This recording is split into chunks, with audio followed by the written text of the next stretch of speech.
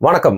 வள்ளல் மீடியால இன்னைக்கு நம்ம எப்படி இருந்தாலும் பேசியிருப்போம். பட் பல பார்வையாளர்கள் தொடர்ந்து எல்லா காணொலிகள் கீழேயும் வந்து கமெண்ட் பண்ணியிருந்தீங்க. த ஹண்ட் அப்படின்னு ஒரு ஓடிடி தளத்தில் வந்திருக்கக்கூடிய ராஜீவ் காந்தி அசாசினேஷன் கேஸ் அப்படிங்கிற அந்த சீரீஸ் தான் வந்து பார்த்தீங்கன்னா மினி சீரீஸ்.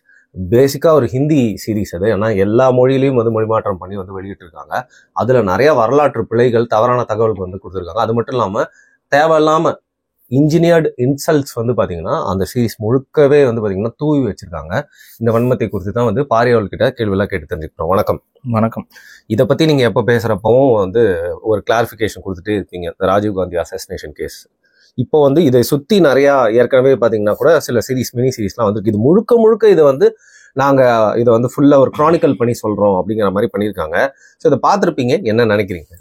ஒரு அந்த விசாரணையை பற்றி ஒரு புத்தகம் 90 days அந்த புத்தகத்துடைய சாரத்தை எடுத்து இன்னும் கொஞ்சம் இவங்களுடைய வன்மத்தை போட்டு வன்மத்தை கொஞ்சம் போட்டு அதை அப்படியே கூட்டு கலவையா பண்ணி வாந்தி எடுத்து வச்சிருக்காங்க. அது ஏன் வாந்தி எடுத்து வச்சிருக்காங்க அப்படின்னா, அந்த சீசனை போய் பார்க்கணும்னு யாரும் தயவு செஞ்சு முயற்சிக்காதீங்க. ஏன்னா இந்த விமர்சனம் பண்ணணுங்கிறதுக்காக அந்த கர்மத்தை நாங்க பார்க்க வேண்டியதா போச்சு. கிராஃப்ட் இல்ல சுத்தமா. அதாவது வன்மத்தை கக்கினா கூட அது ஒரு நவீனத்துவத்தோட ஒரு கலை நயத்தோட கக்கி இருந்தீங்கன்னா கூட சரி, ஏதாவது பார்த்துட்டு அதுக்கப்புறம் உங்களை திட்டலாம். பார்க்கவே முடியலடா, எங்களுக்கு என்ன அவ்வளவு கொடுமையா இருந்துச்சு. அதாவது ஒண்ணு அது எங்களுக்கு எதிராக இருக்குங்கிறது கடந்து அதை நீங்க அதுக்கு ஆதரவா இருக்க மென்டாலிட்டியில இருக்கவனுங்க கூட வெளிப்படையா சொன்னோம்னா, தமிழ் தேசியத்துக்கு எதிராக இருக்கவங்க கூட போய் பார்த்தாங்கன்னா ஐயோ முடியலடா சாமின்ட்டு வந்துருவாங்க. அந்த அளவுக்கு படும் மோசமான சீசன். இதுல என்ன ஒரு கொடுமைன்னா, இந்த சீசன் வந்து தமிழ் தேசியத்துக்கு எதிரான கருத்துக்களை கொண்ட சீசனாக இருக்குங்கிறனால திமுக தொண்டர்கள் நிறைய பேர் இதை வந்து ப்ரமோட் பண்ணிட்டு இருந்தானுங்க. இதுல கொடுமையிலும் கொடுமை என்னன்னா, அவங்க இதை ப்ரமோட் பண்றப்ப பாத்துருக்கானுங்க.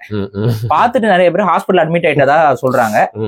ஏன்னா அந்த அளவுக்கு வந்து எனர்ஜியை வந்து உரியக்கூடிய, அதை பார்க்க எப்படா முடியும், டைம் இல்லடா. இது வேற ஒரு படமா கூட எடுத்து வச்சிருந்தாங்க கூட பரவாயில்ல, ஒரு 3 மணி நேரத்துல முடிச்சு தொலைஞ்சிரும். இது சீசனா வேற எடுத்து ஒவ்வொரு எபிசோடு 50 நிமிஷம் 7 எபிசோடு எடுத்து வச்சிருக்காங்க. இதை பார்த்து முடிக்கிறதுக்குள்ள கருமம் நடிக்கும். அங்க நடிச்சவங்களுக்கும் நிறைய பேருக்கு நடிப்பு தெரியல. அது ஒரு ரியாலிட்டி. அது ஒண்ணு வந்து அதோடைய கதையே வந்து நிறைய தப்பு இருக்கனால நிறைய லூப் ஹோல்ஸ் வேற இந்த சீசன்ல ஓட்டையா இருக்கும், லூசுத்தனமா இருக்கும். நீங்க அந்த இன்வெஸ்டிகேஷனே வந்து ஒரு ப்ராப்பரான ஒரு இதை பார்க்கும் பொழுது ஆக்சுவலா இதோட நோக்கமே என்ன அப்படின்னு பாத்தீங்கன்னா, இந்த ஒட்டுமொத்த 7 எபிசோடோட நோக்கம் தமிழ்நாட்டுல இருந்து இருக்கிற அதிகாரிகள் வந்து ரொம்ப கேவலமானவனுங்க, சரி, வட இந்திய அதிகாரிகள்லாம் ரொம்ப கெத்தானவங்க அப்படிங்கிற மாதிரியான ஒரு தோற்றம் வந்து இதை பார்க்கும்போதே வரும். இது அதனாலதான் இது ஹிந்தியில எடுக்கப்பட்டது. ஹிந்தி, தெலுங்கு, கன்னடம். அதனால உண்மையை சொல்லலாம், இதை யார் பார்த்தாலும் வெறுப்பு தான் வரும். ஹிந்திக்காரன் பார்த்தா மட்டும்தான் அவனுக்கு வாவ் அப்படிங்கிற மாதிரி இருக்கும். ஏன்னா முழுக்க ஹிந்திக்காரனுங்களுக்காக எடுக்கப்பட்ட ஒரு விஷயம். அதனாலதான் பெங்களூர் மக்களை எல்லாம் காட்டும் போதும் கூட ஹிந்திக்காரங்களை காட்டியிருப்பாங்க. பெங்களூர் மக்கள்னு சொல்லிட்டு ஏதோ எங்க போய் எடுத்தாங்க, ராஜஸ்தான்ல எடுத்தாங்களே தெரியல, நிக்கிறதெல்லாம் ராஜஸ்தான்காரங்களா இருக்காங்க. கொஞ்சம் கூட டெடிகேட்டடாவே எடுக்கல. அதுல வந்து அந்த ஷூட்டிங், அதான் நான் சொல்றேன்ல, வன்மம் மட்டும் இருக்குங்க, கிராஃப்ட் கிடையாது, ஒண்ணும் கிடையாது. ஏதாவது ஒரு வன்மமா ஒரு கான்ட்ரோவர்சியா நம்ம இதை ஓட்டி விட்டுலாம் அப்படிங்கிற மாதிரியான ஒரு நினைப்போடையே எடுக்கப்பட்ட மாதிரிதான், மெனக்கெடல் இல்லாம எடுக்கப்பட்ட. இதை வந்தோம்னா இதை எடுத்தோம்னா இது எதிர்ப்பு தமிழ்நாட்டுல இருந்து தெரிவிப்பாங்க. அதை காரணம் காட்டி எப்படியாவது வட இந்தியால இதை ஓட்டி பொழைச்சிக்கலாம் அப்படிங்கிற மைண்ட் செட்ல. எனக்கு தெரிஞ்சு இப்பவே தமிழ்நாட்டுல சேர்ந்தவங்க தான் நிறைய பேர் அதை பார்த்திருப்பாங்கன்னு எனக்கு. ஆமா, அது ஓப்பனா சொன்னா அது யாரும் பாக்குற மாதிரி இல்ல போல. நம்மளும் வந்து இந்த டெலகிராம்ல இருந்துதான் பையன் டவுன்லோட் பண்ணி அனுப்பினோம், அதை தான் பார்த்தோம். தப்பித்தையும் கூட நாங்க வந்து சோனி லைவுக்காக சப்ஸ்கிரிப்ஷனை போட்டுலாம் பார்க்க முடியாது. ஏன்னா இந்த சோனி லைவ் பைபிளுக்கு தமிழ் சமூகத்துக்கு எதிரான எல்லா சீசனு எல்லா படத்தையும் இவன் தான் வாங்கிட்டு இருக்கான். நீங்க நல்லா நோட் பண்ணீங்கன்னா தெரியும். நிறைய படம் அது அந்த நடுவுல வந்து ஒரு தமிழ் பெண்மணி வந்து இந்த போலீஸ்காரிகள் ட்ரெஸ் எல்லாம், இந்த ஜாத்துன்னு ஒரு படம், அதையும் அவங்க தான் எடுத்து போட்டிருக்காங்கன்னு நினைக்கிறேன். இது மாதிரி தமிழ் சமூகத்துக்கு எதெல்லாம் ரொம்ப அசிங்கமா காமிக்கிறாங்களோ அது எல்லாத்தையும் இவன் தான் முதல்ல வாங்கி அவங்களுக்கு ப்ரமோட் பண்ணிட்டு இருக்கிறான். பட் அப்படிதான் இந்த இதையும் அவனோட வன்மத்தை தீர்த்துக்கிறதுக்கு வாங்கியிருப்பான் போல. ஆனா இதனால அவனுக்குமே லாஸா தான் இருக்கும். ஏன்னா இதை எவனுமே பார்க்க முடியாது. நீங்க ஃபர்ஸ்ட் எபிசோட் பாத்தீங்கன்னாவே ஸ்கிப் பண்ணிட்டு போயிருவீங்க. அடுத்த எபிசோட்லாம் பாக்குறதுக்கு எந்த சுவாரஸ்யமும் இருக்காது. அதாவது உண்மையாவே ராஜீவ்காந்தியோட உறவினர்கள் கூட நம்ம ஆளை கொண்டுட்டாங்களேன்னு சொல்லி பாக்குறதுக்கும் கூட தோணாது. பேசிட்டே இருக்காங்களா? நீங்க ஹாலிவுட்ல எல்லாம் நிறைய படங்கள் பேசிக்கிட்டே இருப்பாங்க. ஆனா அதுல ஒரு கிராஃப்ட்மேன்ஷிப் இருக்கும். பேசுற டைலாக்ஸ்ல வந்து ஒரு தெளிவு இருக்கும், கதை நகரும். இதுல டப்பிங்கும் மரண மட்டம். ஏன் டப்பிங் மரண மட்டம் அப்படின்னா, தமிழ்நாட்டு தமிழர்களையே ஈழத்தமிழ் ஸ்லாங்ல பேச வைக்கிறது கொஞ்சம் கஷ்டமா இருக்கும். கொஞ்சம் இடி வாங்குவோம். இவங்க ஏதோ ஹிந்திக்காரனை கூட்டு தமிழ் பேச வச்சிருப்பாங்க போல, அது ஈழத்தமிழ்ல பேச வச்சிருப்பாங்க போல. அந்த டப்பிங்குமே நீங்க அவங்க பேசுறது தமிழ் மாதிரியே தெரியாது. நிறைய கிராமர் மிஸ்டேக்ஸ் இருக்கும் டப்பிங்ல. அந்த கிராமர் மிஸ்டேக்கோட டப்பிங் இருக்கு. அது நம்ம அதனால தமிழ்ல பார்க்கும்போது அது நமக்கு அவ்வளவு வெறுப்பாகவும், அது ஹிந்தியில எப்படி இருக்குன்னு தெரியல, தமிழ்ல டைலாக்ஸ் எல்லாம் அவ்வளவு ஒஸ்டா இருக்கு. ஸோ இதை நம்ம ஏதோ ஒரு வன்மம் இருக்கு, நம்ம தமிழ் தேசியத்துக்கு எதிராக நாங்க போய் பாக்குறோம் அப்படின்னா தயவு செஞ்சு போய் பாருங்க. நான் அதுக்கு தான் உங்களுக்கு தொடர்ந்து பாக்கிறதுக்கு நான் ஃபர்ஸ்ட் ஒரு 2-3 எபிசோடு 1Xல தான் பார்த்தேன். அதுக்கப்புறம் எனக்கு பொறுமை பத்தல. அதுக்கப்புறம் 2Xல பார்த்தேன். 2Xல பார்த்தா புரியல, திரும்ப 1.5Xல பார்த்தேன். இப்படிதான் பார்த்து அந்த முகத்துல தெரியுது பாரு. இதுல பாத்துட்டு அப்புறம் நான் ட்விட்டர்ல போய் ஒரு பதிவு போடுறேன். அண்ணா நீங்க இன்னும் தூங்கலையான ஒருத்தன் போடுறான் பதிவு. தூக்கத்தை இதை பார்த்து கருமமா இருந்துச்சுடா, தூக்கமும் போச்சுடா இதை பார்த்துட்டு. சோ இதுதான் விஷயம். அதனால மட்டமான சீசன். ஸோ இது உங்களோட ஓன் ரிஸ்க்ல இதை போய் பார்த்துக்கோங்க. வன்மம் இருந்தாலும் இல்லைனாலும் போய் பார்த்துக்கோங்க. பட் நமக்கு ஒரு கடமை இருக்குல்ல, இதுல சொல்லப்பட்ட பொய்கள், இதுல என்னென்ன வன்மங்கள், இதெல்லாம் கொஞ்சம் எடுத்து பேசணும். முதல்ல விஷயம் என்னன்னா, இதை எடுத்தவங்க என்ன உளவியல் எடுத்திருக்காங்கன்னு பார்க்கணும் இந்த நாடகத்தை. இதுல மிக முக்கியமா பார்க்க வேண்டியது என்னன்னா, தமிழ்நாட்டு சார்ந்த அதிகாரிகள், இந்திய அதிகாரிகள் தான், அவங்க இன்வெஸ்டிகேஷன் ஆபீசர்ஸ் தான், அவங்க இந்திய அரசாங்கத்திற்கு கட்டுப்பட்டு இன்வெஸ்டிகேட் பண்றவங்க தான். போலீஸா இல்ல சிபிஐ இந்த அதிகாரிகள். அதுல இன்னும் எல்லாம் இருக்காங்க. எல்லாரையுமே இவங்க இதுல குறிப்பா ரகோத்தமன், அதுக்கப்புறம் கார்த்திகேயன், இவங்கள மாதிரி ஆட்கள் எல்லாரையுமே இவங்க நெகட்டிவ் லைட்ல காட்டியிருக்காங்க. கண்டிப்பா சிறப்பான அதிகாரிகளாச்சே. அதெல்லாம் சிறப்பான அதிகாரிகள். நீங்க உடனே அப்படியே லைட்டா ஒரு சிறப்பான அதிகாரிகள் எல்லாம் ஒண்ணும் கிடையாது. தமிழ்நாட்டுல இருந்து போயிருக்காங்களே அப்படின்னால அவங்க தமிழ் சமூகத்துக்கு துரோகம் செஞ்ச கூட்டம் தான் அது. சரிங்களா? அந்த இதை உண்மையா இன்வெஸ்டிகேட் பண்ணியிருந்தா எவ்வளவோ உண்மைகள் வெளியில வந்திருக்கும். அது உண்மையா இன்வெஸ்டிகேட் பண்ணாம இந்திய ஏகாதிபத்தியம் என்ன சொல்லுதோ, இந்திய ஏகாதிபத்தியம் கூட கிடையாது, அதற்கு உள்ள இருக்கக்கூடிய ஒரு சீக்ரெட் குரூப் என்ன சொல்லுதோ அதை அப்படியே கேட்டுக்கிட்டு இன்வெஸ்டிகேட் பண்ண கூட்டம் தான் அந்த கூட்டம். ஸோ அது அப்புறம் விடுங்க, அவங்க போய் ஒரு சிலர் எல்லாம் இறந்து கூட போயிட்டாங்க. அப்புறம் ஒரு சிலர் அதுல ஒருத்தர்லாம் வருத்தமும் தெரிவிச்சாரு, நாங்க இப்ப இன்வெஸ்டிகேட் பண்ணதுல சில முறைகேடுகள் இருக்குது, எங்களால சில அப்பாவிகளும் பாதிக்கப்பட்டிருக்காங்கிறதுலாம் சாகறதுக்கு முன்னாடி ஒரு சில ரகோத்தமெல்லாம் டைரக்டாவே பேசியிருப்பாரு. யூடியூப்ல இருக்கும், நீங்க போய் பாருங்க. ஸோ இப்ப இவங்களெல்லாம் எப்படி காட்டியிருப்பாங்கன்னு பாத்தீங்கன்னா, ஒரு தப்பான ஆபீசர்ஸ் மாதிரியும், இவங்க வேற ஒரு பொலிட்டிக்கல் அஜெண்டாவை மனசுக்குள்ள வச்சுக்கிட்டு ஒரு எப்படி சொல்றது, அவங்களையுமே ஒரு வில்லனாக, இதுல மறைமுக வில்லன்களாக இந்த சீசன் எடுத்தவங்க காட்டியிருப்பாங்க. கண்டிப்பா இவங்க கிட்ட பெர்மிஷன் வாங்கி தான் அதை எடுத்திருப்பாங்க. ஏன்னா இவங்களோட டைரக்டான பேர்கள், ஏன்னா இவங்க ஆபீசர்ஸா இருந்தவங்க, கண்டிப்பா கேட்டுதான் எடுத்திருப்பாங்க. அப்படி எடுத்தும் இவங்களுக்கு நல்ல ஒரு பெரிய ஆப்ப, ஏன்னா இந்த சீசனை பாக்குற எல்லாருக்குமே இவங்க மேல ஒரு நல்ல அபிப்பிராயமே வராது. ஐயோ இவங்க ஏதோ தப்பானவங்க அப்படிங்கிற ஒரு ஃபீல் வரும். அதுக்கு தகுந்த மாதிரி தான் இந்த படத்துல நிறைய காட்சிகள் அதுக்கப்புறம் அந்த கேவலமா பேசுறது, கேவலமான ஒரு மாதிரி அந்த ஹிந்திய ஆதிக்கத்தை இங்க காட்டுற அந்த ஒரு விஷயம் இருக்குல்ல. அதாவது ஒரு ஹிந்தி ஆபீசர் பெரிய புடுங்கி மாதிரி பேசுற மாதிரியும், இவங்க எல்லாம் ஒரு மாதிரி இந்த குற்றத்துக்கு துணை போற ஒரு துரோக கூட்டம், இந்தியாவுக்கு ஒரு துரோகம் செஞ்ச கூட்டம் மாதிரியே நிறைய நரேஷன்ஸ் வரும், நிறைய காட்சிகள் வரும். அதுல குறிப்பா பாத்தீங்கன்னா அந்த விசாரணையை தாமதப்படுத்துற வேலையெல்லாம் இவங்க பண்ற மாதிரியே காட்டிட்டு இருப்பாங்க. அதாவது யாரோ ஒருத்தவங்க பேச்சை கேட்டுட்டு இவங்க அப்படியே கொஞ்சம் கொஞ்சமா அதை இருட்டடிப்பு பண்ற மாதிரியும் அந்த மாதிரிலாம் காட்டியிருப்பாங்க. ஸோ அதெல்லாம் வச்சு பார்க்கும்பொழுது இவங்களுக்கே இப்ப உயிரோடு இருக்க ஒருத்தர் தான் அதுல இருக்காப்புல, அவரே பார்த்தாருன்னா அவருக்கு அது குத்தம். ஓ நம்ம இவ்வளவு கஷ்டப்பட்டு இனத்துக்கு துரோகம் பண்ணா இவங்க அதை விட நம்ம கேவலப்படுத்தி காமிச்சிருக்கானுங்க, அசிங்கப்படுத்தி காமிச்சிருக்காங்க. இவங்களும் நம்மளை ஏத்துக்கல, நம்ம சமூகமும் நம்மளை ஏத்துக்கல. அப்ப கடைசியில இந்த எதுக்கு வாழ்ந்தோம் செத்தோம்னே இல்லாம நம்ம போயிட்டோங்கிற ஒரு உளவியல் அவங்களுக்கு இந்நேரம் வந்திருக்கும். இந்த சீசனை பார்த்தா அவங்களுக்கு தெரியும். இது ஒரு விஷயம். ரெண்டாவது, இதுல இந்த தொடக்கத்துல இருந்து எண்டு வரைக்கும் நிறைய தப்புங்கிறத விட அந்த இன்வெஸ்டிகேஷன்ல ஒரிஜினலா அவங்க சொன்ன விஷயத்துல இருந்துமே நிறைய கான்ட்ரடிக்ஷனா இந்த நாடகத்துல மாறி மாறி இருக்குது. நிறைய முக்கியமான கேரக்டர்ஸை இவங்க இதுல காட்டவும் கிடையாது. கேஸ்க்கு சம்பந்தப்பட்டது இன்வெஸ்டிகேஷன்ல ரிப்போர்ட்ல பதிவான விஷயங்கள், கைது செய்யப்பட்டவங்கள என்னென்ன காரணங்களுக்காக கைது செய்யப்பட்டாங்கன்னு ரெக்கார்ட்ல இருக்கு. இது எல்லாமே மாத்தி, ஃபார் எக்ஸாம்பிள் இப்ப பேரறிவாளன் நீங்க எடுத்துக்கோங்க. இப்ப பேரறிவாளன் அவங்க சிபிஐ விசாரணையில அவங்க கைது பண்றதுல அவங்க சொன்னதே என்னன்னு பாத்தீங்கன்னா, இருக்கிற எவிடன்ஸ் என்னன்னா பேட்டரி அவர் வாங்கிட்டு வந்தாரு. அந்த நம்ம ஆட்கள் நிறைய பேர் என்ன நினைச்சுக்கிறாங்க, பேட்டரினா இந்த பேட்டரின்னு நினைச்சுக்கிறாங்க, செல்லுலார் பேட்டரின்னு நினைச்சுக்கிறாங்க. அது கிடையாது. அது பாத்தீங்கன்னா கார் பேட்டரி. இவ்வளவு பெருசு இருக்கும், பெரிய பேட்டரி. அந்த காரே இல்லாதவர்கிட்ட கார் பேட்டரி வாங்க போறதுங்கிறது அது ஒரு கான்ட்ரடிக்ஷன். ஆனா பட் பேரறிவாளன் அதை தெரிஞ்சு அவர் பண்ணல. அதுலயும் வந்து நம்ம எப்படி புரிஞ்சுக்கணும் அப்படின்னா, நளினி அவங்களுடைய தம்பி, நிறைய பேருக்கு அவங்க தம்பி அண்ணனான்னு கூட தெரியாம இருக்கிறாங்க போல. நளினி அவங்களுடைய தம்பி அவரும் பேரறிவாளனும் நெருங்கிய நண்பர்கள். சரிங்களா? அவங்க 2 பேரும் ஃப்ரெண்ட்ஸ். எப்படி ஃப்ரெண்ட்ஸ் அப்படின்னு பாத்தீங்கன்னா, 2 பேருமே பெரியார் திராவிட சிந்தனை கொண்டவர்கள். இவங்க ஈழத்தமிழர்களுக்காக, உங்களுக்கே தெரியும், திராவிடம் தான் ஈழத்தமிழர்களுக்காக பண்ணோம் நிறைய அந்த ஒரு இதெல்லாம் இருக்குல்ல, அதுல இவங்களுக்கு அதோட ஆர்வம் அதிகம். அப்ப ஈழத்தமிழர்கள் யார் வந்தாலும் அகாமடேட் பண்றது, அவங்க அங்கிருந்து வந்தாங்க அப்படின்னா அவங்களுக்கு உதவிகள் செய்யறது, அவங்க ஏதாவது ஒரு பொருள் கேட்டாங்கன்னா வாங்கி கொண்டு போய் கொடுக்கறது, இந்த மாதிரி தொடர்ச்சியா செஞ்சுக்கிட்டு இருந்திருக்காங்க. இதுல என்ன அப்படின்னா, இவங்களுக்குள்ளேயே ஒரு போட்டி, நீ அதிகமா பண்றியா நான் அதிகமா பண்றேன்னு. இவங்க 2 பேருக்குள்ள ஃப்ரெண்ட்ஸ் 2 பேருமே. இப்ப நீ அதிகமா பண்றேன் நான் அதிகமா பண்றேன்னா, இவர் வீட்டுல ஒருத்தர் புலிகள்ல இருந்து ஒருத்தர் வந்து தங்கியிருக்காரு அப்படின்னா, இவரும் எங்க வீட்லயும் ஒருத்தர் புலிகள்ல இருந்து வந்து தங்கணும், அது ஒரு பெருமை நினைச்சிட்டாங்க. இப்படிதான் முருகனை வந்து நளினி அவங்களுடைய தம்பி முருகனை அவரை அவங்க வீட்டுல வந்து தங்க வைக்கிறாரு. சரிங்களா? அதே போல பேரறிவாளன் வீட்டுல தங்கி இருந்தது யாருன்னா சிவராசன். ஒற்றைக்கன் சிவராசன் தங்கி இருந்தாப்ல. எந்த அடிப்படையில நீங்க பாக்கணும், அவங்க என்ன நோக்கத்துக்கு வராங்க, என்ன பண்றாங்கிறது ரெண்டாவது. அவங்கள இவங்க அகாமடேட் பண்றதுக்கான மெயின் ரீசன் என்ன அப்படின்னு பாத்தீங்கன்னா, அவங்க ஈழத்தமிழர்கள், தமிழ் மக்களுக்காக போராடக்கூடியவங்க. சோ இந்த ஒரு உணர்வின் அடிப்படையில தான் அவங்கள தங்க வைக்கிறாங்க. நம்ம இனத்துக்காக போராடுறாங்கப்பா அப்படின்னு சொல்லிட்டு தங்க வைக்கிறது தான், இதுதான் விஷயம். இவங்களுக்கு பின்னாடி இந்த அஜெண்டாஸ் இருக்குங்கிறதுலாம் இந்த அப்பாவிகளுக்கு உண்மையிலேயே தெரியாது. யாருக்கும், பேரறிவாளனுக்கும் தெரியாது, நளினி அவங்களுடைய தம்பி அவருக்கும் சுத்தமாக தெரியாது. இது எல்லாமே தெரியாது. அவங்கள பொறுத்த வரைக்கும் திராவிட இயக்கத்துக்குள்ள நம்ம வந்து தமிழ் உணர்வாளர்கள். நம்ம அப்ப உணர்வை வெளிப்படுத்துறதுக்கு உங்க வீட்டுல ஒரு ஈழத்தமிழர் இருக்காரு, எங்க வீட்டுல ஒரு ஈழத்தமிழர் இருக்காரு, இந்த கான்செப்ட்ல தான் கான்ட்ரிபியூட் பண்ற மாதிரி நினைச்சிருக்காங்க. அந்த கான்செப்ட்ல தான் நமக்கு அவங்க சைடுல இருக்கக்கூடிய நியாயங்கள், அவங்களுக்கு ஏற்பட்ட அநியாயங்கள் ஓரளவுக்கு தெரியும்.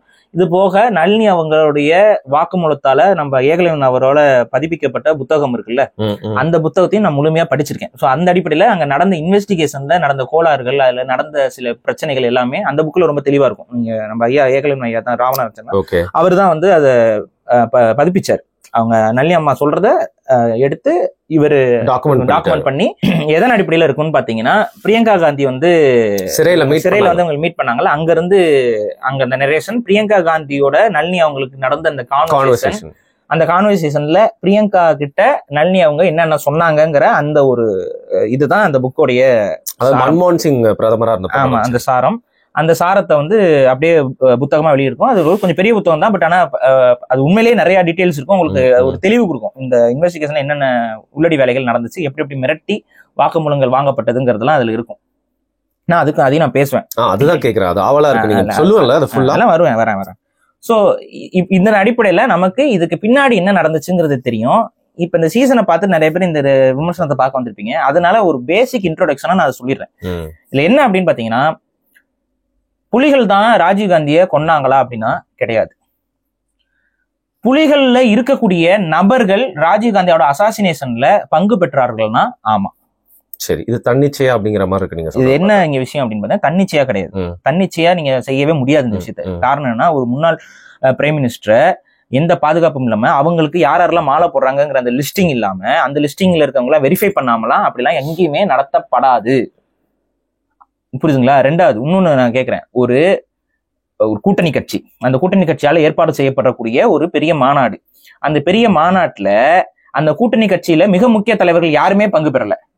யாரெல்லாம்? ஜெயலலிதாவே வரல. இல்ல ஜெயலலிதா வரல. இல்ல ஏன் வரல? அந்த தொகுதியில வேட்பாளர் இருந்தாங்களே, அந்த அம்மா ஏன் வரல? தொகுதி வேட்பாளர் இருந்தாங்கல்ல. ஏங்க, இவங்களுக்காக பிரச்சாரம் செய்யறதுக்கு ராஜீவ்காந்தி வருவாராம், டெல்லியில இருந்து அவர் கிளம்பி வருவாராம். ஆனா அவர் ரிசீவ் பண்ற இடத்துல அந்த தேர்தல் பிரச்சாரத்துல யாருக்காக அவர் பிரச்சாரம் பண்ண போறோம் அவங்க இருக்க மாட்டாங்க. இது ஏதாவது ஒரு லாஜிக்ல இது பொருந்துதா? இன்னைக்கு காலகட்டத்துக்கும் பொருந்தாது.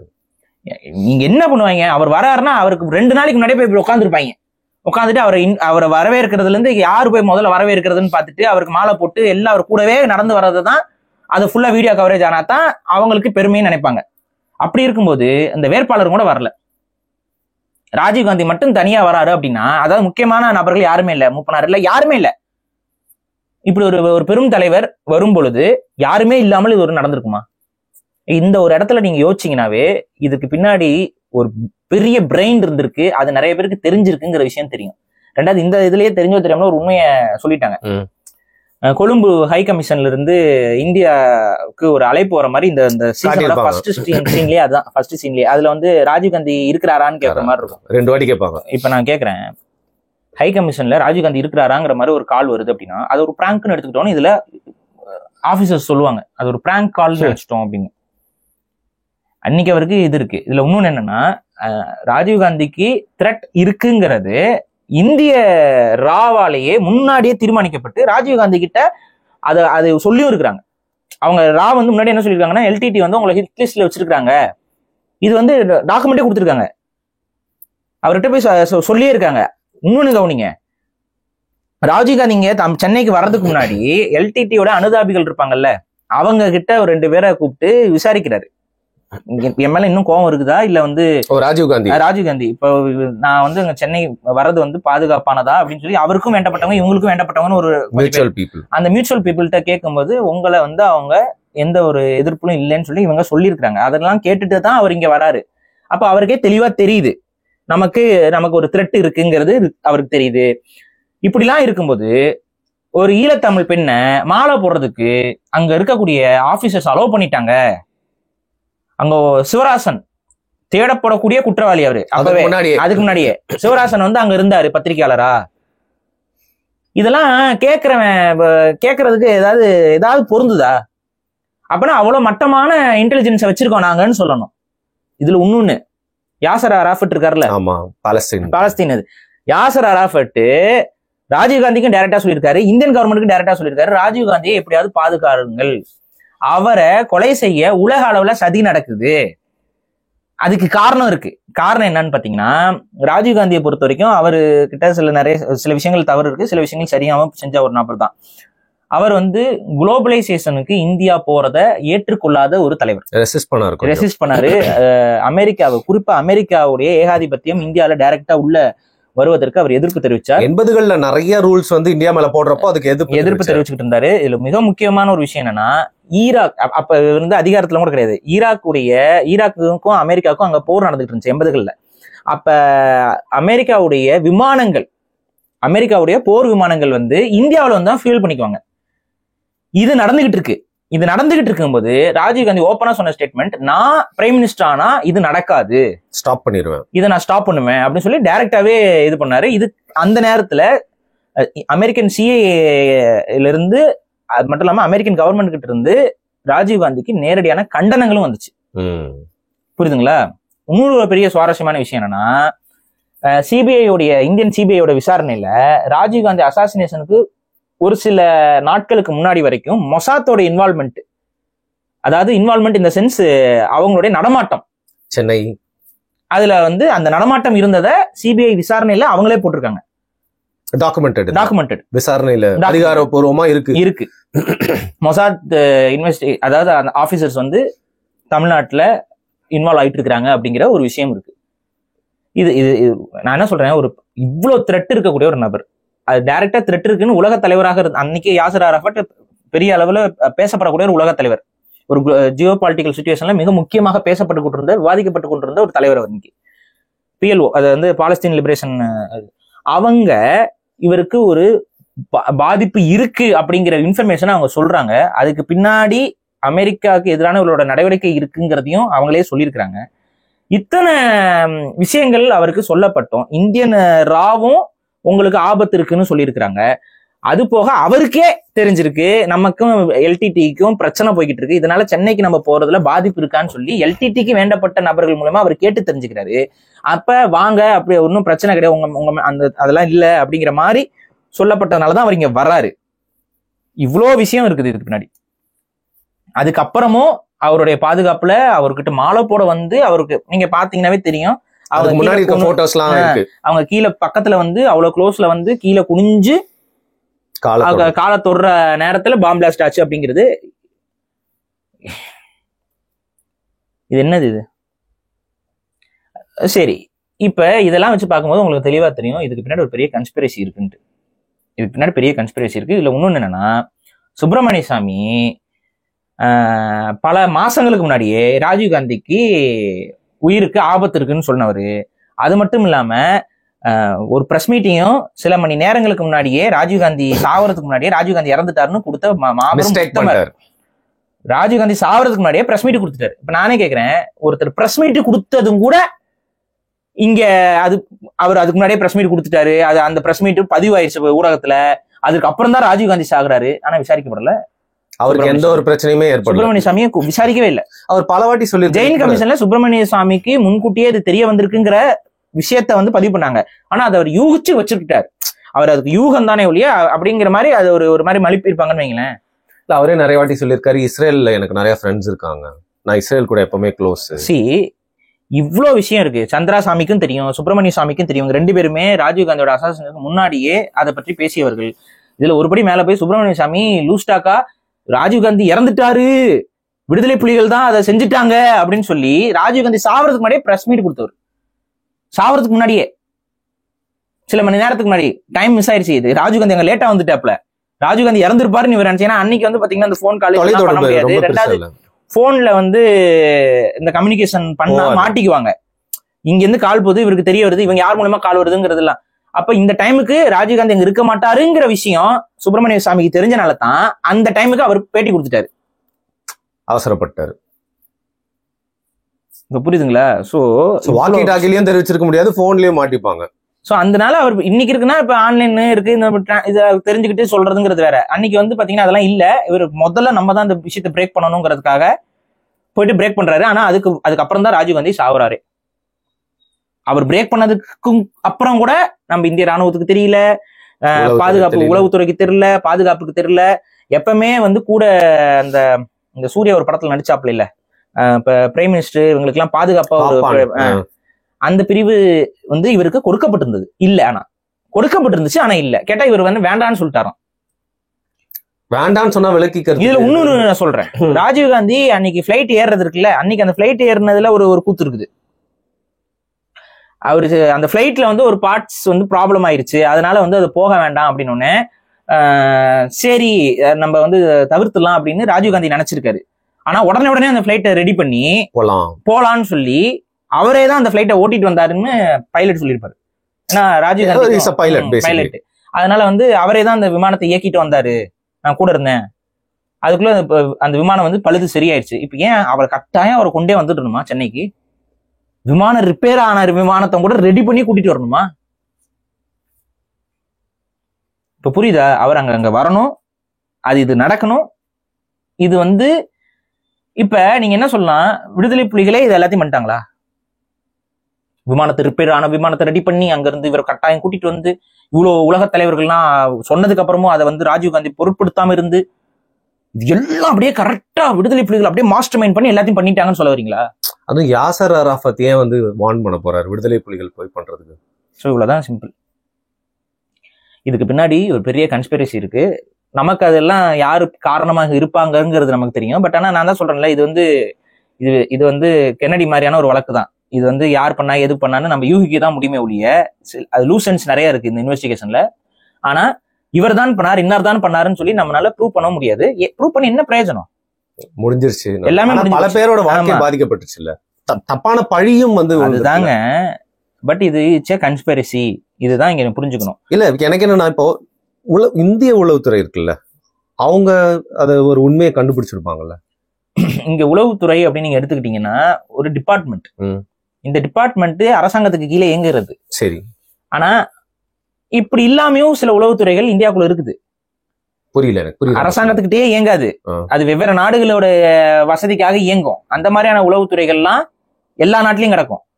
அது வேற நாட்டோட இன்ட்ரெஸ்டுக்காக இந்தியாவுக்குள்ள வேலை செய்வாங்க. இந்தியர்களா இருப்பாங்க, ஆனா வேற நாட்டோட இன்ட்ரெஸ்டுக்காக இந்தியாவுக்குள்ள வேலை செய்வாங்க. டபுள் ஏஜென்ட்ஸ் மாதிரி இருப்பாங்க. சோ இந்த மாதிரியான உளவுத்துறை எல்லாம் இந்தியாவுக்குள்ள இருந்துகிட்டு தான் இருக்கு. இப்போ வரைக்கும் நம்ம பேசிட்டு இருக்க காலம் வரைக்கும் அவை எல்லாம் செயல்பாட்டுக்குள்ளதான் இருந்துகிட்டு இருக்கு. அது ஒரு சிலது நம்ம இன்டெலிஜென்ஸுக்கு தெரியும், ஒரு சிலது தெரியாம இருக்கும், ஒரு சில நல்ல ஆபீசர்ஸ்க்கு அது தெரியும்.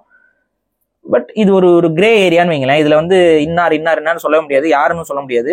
அப்படிதான் ராஜீவ்காந்தியோடைய கொலை என்பது மர்மமான கொலையை ஒழிய இன்னார் தான் செய்தார்கள்னு சொல்லிடவே முடியாது. குறிப்பா விடுதலை புலிகள் தாங்கள் செய்த ஒவ்வொரு அசாசினேஷனுக்கும் பொறுப்பேற்றிருக்காங்க. நாங்க தான் செஞ்சோம்னு அவங்களே சொல்லிடுவாங்க. எதனால செஞ்சோம்னு சொல்லுவாங்க. யார் செஞ்சாங்களோ அவங்கள மாவீரர்களா கொண்டாடுவாங்க. இப்ப ஏதாவது இதுல நடந்துச்சா? ராஜீவ் காந்தியுடைய கொலையில் சம்பந்தப்பட்ட யாரையாவது விடுதலை புலிகள் கொண்டாடி கொண்டிருக்கிறார்களா? சிம்பிள். ஏன் அதுக்கப்புறம் விடுதலை புலிகள் இல்லையா? அதுக்கப்புறம் மாவீர தினம் நடத்தலையா? அந்த மாவீரர்களாக அவங்களை கன்சிடர் பண்ணாங்களா? ஏன் பண்ணல? ரெண்டாவது, இவ்வளவு பெரிய ஒரு டார்கெட்டை வந்து அச்சீவ் பண்ணியிருக்கோம் அப்படின்னா இதை விட சின்ன டார்கெட் எல்லாம் பெருமை அடித்து கொண்டால் இது எவ்வளவு பெரிய டார்கெட்?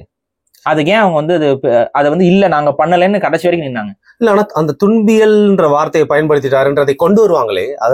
துன்பியல் சம்பவம்னா வந்து அன்பார்ச்சுனேட் ஈவென்ட்னு நடத்துங்க. It's an unfortunate event. ஏன் அப்படின்னா அதுல பயன்படுத்தப்பட்ட நபர்கள் விடுதலை புலிகளோட தொடர்புடையவர்கள். அவருக்கு புரியுது அது. அப்பதான் இப்ப உங்களுக்கு என்னங்க செஞ்சவங்க புலிகள்னு சொல்றீங்க, ஆனா வந்து புலிகளுக்கு தொடர்பு இல்லைங்கிறீங்க அப்படின்னா இங்கத்தான் எப்படி இது ஒர்க் அவுட் ஆயிருக்குங்கிறத சொல்றேன். சரி, இது அதிகமா நிறைய பேர் பேசுறது இல்ல, நான் சொல்றேன், மண்டையில ஏத்தி வச்சுக்கோங்க. சிம்பிள். என்ன நடந்திருக்குன்னா புலிகள்கிட்ட ஒரு இனிஷியேட்டிவ் இருந்துச்சு. அது ஒரு லூப் ஹோல் அவங்களுக்குள்ள, அவங்களோட செயல்பாட்டுக்குள்ள இருந்து ஒரு ஓட்டைன்னு நீங்க சொல்லிக்கலாம். அந்த ஓட்டை ஏன் அவங்க வச்சிருந்தாங்க அப்படின்னா அதுக்கும் சில காரணங்கள் இருக்கு. எடுத்துக்காட்டுக்கு என்னன்னா, கரும்புலிகள் இருக்காங்க பாத்தீங்களா? கரும்புலிகள் சூசைட் ஸ்குவாடா இருக்கிறவங்க ஒரு டார்கெட்டை போய் தாக்கணும் அப்படின்னா உலக அளவுல என்ன பிரச்சனையா இருந்துச்சு அதுல அப்படின்னா, ஒரு சூசைட் ஸ்குவாடு அங்க போறாங்க, அவங்களுக்கு இதுதான் உங்க டார்கெட்னு சொல்லி நீங்க அவங்களை ட்ரெயின் பண்ணி அனுப்புறீங்கன்னு வைங்க, அது ஃபெயிலியர் ஆயிடும். ரீசன் என்னன்னா, நீங்க கொலை பண்ண போகணும் அப்படின்னு ஒருத்தர்கிட்ட சொல்லிட்டீங்கன்னா இவங்க வந்து யாரும் வந்து அப்படியே ஒரு மாதிரி மைண்ட்லெஸ் பீப்புள் கிடையாது. இவங்களுக்கு வந்து கரிசனம் இருக்கு, இவங்களுடைய கொள்கை ஒண்ணு இருக்கு, மக்களுக்காக தான் இவங்க நிக்கிறாங்க. இவங்க என்ன பண்றாங்கன்னா, யார் அந்த டார்கெட், அவங்க யாருங்கிற ஆய்வுக்குள்ள இறங்கிடுறாங்க. அதாவது இப்ப நீங்க தான் டார்கெட், உங்களை போடணும்னு சொல்லிட்டு அனுப்புறாங்க. ஆனா உங்ககிட்ட நீங்க யாரு என்னன்னு தெரிஞ்சுக்குவாங்க. நீங்க யாரு என்ன, உங்களுக்கு அப்பா அம்மா இருக்காங்க, தம்பிங்க இருக்காங்க, தங்கச்சிக்கு இருக்காங்க,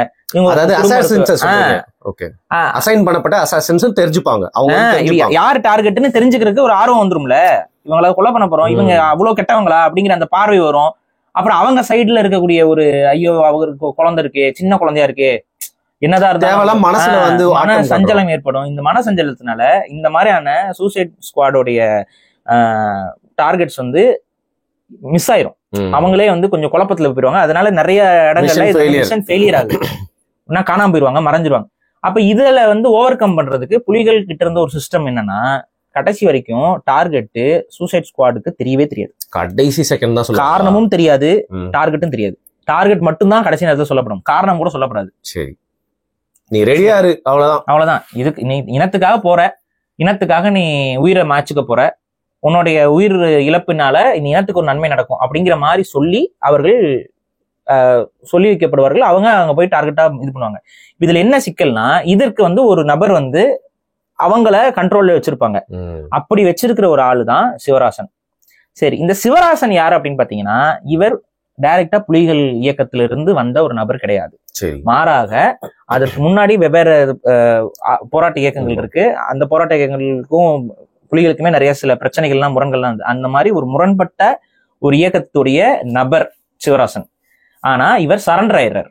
புலிகளுக்கும் அந்த இயக்கத்துக்கும் நிறைய பிரச்சனைகள் முரண்கள் இருந்தனால இவர் என்ன பண்றாரு, அந்த பிரச்சனையில புலிகள் ஜெயிக்கிறாங்க. அதுக்கப்புறம் அந்த நபர்கள் எல்லாம் கைது செய்யப்படுவாங்க புலிகள் இதுல. அப்புறம் விசாரணைங்கிற பேர்ல நடக்கும். அப்ப இவர் என்ன பண்ணிடுறாருன்னா, நான் இனத்துக்காக தான் நிக்கிறேன், நீ யாரா இருந்தாலும் பிரச்சனை இல்லை, நான் இனத்துக்காக சண்டை போடுறேன் அப்படின்னு சொல்லி இவரு புலிகளோட தன்னை இணைத்துக் கொள்கிறார். இவரோட பேக்ரவுண்ட். இப்ப சிவராசனுடைய குடும்பம் என்பது ராஜீவ்காந்தியுடைய அமைதிப்படை இலங்கைக்கு போனதுனால, ஈழத்துக்கு போனதுல டைரக்டாக பாதிப்படைந்தார். அவரோட குடும்பத்தை இழந்தார். ராஜீவ்காந்தியுடைய அவருடைய தூண்டுதலால செல்லப்பட்ட இந்திய அமைதிப்படையால் டைரக்டாக பாதிப்புக்குள்ளான நபர் தான் சிவராசன். புரியுதுங்களா? இப்ப வெவ்வேறு அவருக்கு அந்த வெஞ்சன்ஸ் இருக்கு. ராஜீவ்காந்தி மேல வெறுப்பு என்பது அவருக்கு அதிகமாகவே இருக்கு. ஆனா புலிகளை பொறுத்த வரைக்கும் ராஜீவ்காந்தி மேல அவங்களுக்கும் வெறுப்பு இருந்துச்சு, எதிரியா தான் பார்த்தாங்க. ஆனா இந்தியாவை அவர்கள் பகைச்சிக்க கூடாதுங்கிறதுல மிக தெளிவாக இருந்தார். பக்கத்திலே இருக்க இவ்வளவு பெரிய நாட்டோட தலைவரை வந்து முன்னாள் பிரதமரை கொண்டுட்டு எப்படி வந்து இந்தியாவை அவர்கள் பகைத்துக் கொள்வதற்கு வேற வழி இல்லாமல் ஒரு நிகழ்வு நடந்ததால் தான் எல்லாம் ஒரே கேம்ப்ல இருக்கும்போது அவங்கள வந்து உயிரோடவோ இல்ல பிணமாவோ பிடிங்கன்னு சொல்லி ராஜீவ் தரப்புல இருந்து உத்தரவு வரப்பட்டு, அந்த உத்தரவே இந்திய ராணுவமே, இப்ப நீங்க ராஜீவ்காந்தியோட உத்தரவு சரியான உத்தரவு அப்படின்னா இந்திய ராணுவம் ஏன் தப்பிக்க விட்டுச்சு புலிகளை? இது நியாயம் இல்லை அப்படின்னு நினைச்சிருப்பாங்க. அங்க இருந்து சீக்கியருக்கு இது தர்மமான போரே இல்லையே. இது நம்மள நம்பி நம்ம ஒன்னா டென்ட்ல படுத்திருக்கவன போயிட்டு சுட்டு கொள்ளுனா இது என்ன? ஒன்னா உட்காந்துட்டு இருக்காங்க. அதுக்கு முன்னாடி எல்லாம் ஒன்னா உட்காந்து பேசிக்கிட்டு இருக்கிறவங்க கிட்ட போயிட்டு அவங்கள சுட்டு புடி அப்படின்னா அது ஒரு போர் முறையா? இது வந்து ஒரு போர் தர்மத்துக்கே எதிரானது. இது ஒரு அவமானகர செயலுங்கிறதுனால அந்த சீக்கிய தளபதி வந்து நீங்க போயிருங்க, உங்களை வந்து பிடிக்கிறதுக்கு ஆர்டர் வந்திருக்கு, நீங்க இங்க தப்பிச்சு போயிருங்கன்னு சொல்லி இது பண்ண அவர் அதுக்கப்புறம் டிஸ்மிஸ் பண்ணிட்டாங்க. இப்ப ஏன் அவரும் இந்திய ராணுவத்துக்காக உழைக்கக்கூடியவர் தான், ஏன் அவர் அதை விட்டாரு? ஏன்னா ஒரு தர்மமான ஒரு விஷயம் இல்ல அது. அப்ப அதை செய்யறாரு ராஜீவ்காந்தி. இந்த நாள அதுக்கப்புறம் போர் என்பது நடந்தது. அந்த போர்ல வந்து புலிகள் வந்து இந்தியாவோடு போரிட்டார்கள். அது உங்களுக்கு அந்த வரலாறுலாம் உங்களுக்கு தெரியும். இந்தியா பெரிய இழப்பை சந்தித்தது அந்த போர்ல. அதுக்கப்புறம் தான் அது எல்லாமே முடிஞ்சதுன்னு வைங்களேன். இதுல வந்து என்னன்னா, புலிகளை பொறுத்த வரைக்கும் இந்தியாவை எதிர்க்கிறதுங்கிறது அவங்களுக்கு விருப்பம் இல்லை. ஏன்னா இந்தியா வந்து ஒரு என்னைக்கு இருந்தாலும் ஒரு பெரிய பிராந்தியம். அந்த பிராந்தியத்துல ஒரு அரசியல் என்பது அதிகம். இந்தியாவை டைரக்டா நம்ம பகைக்க கூடாதுங்கிறது அவருக்கு தெளிவு இருந்தது.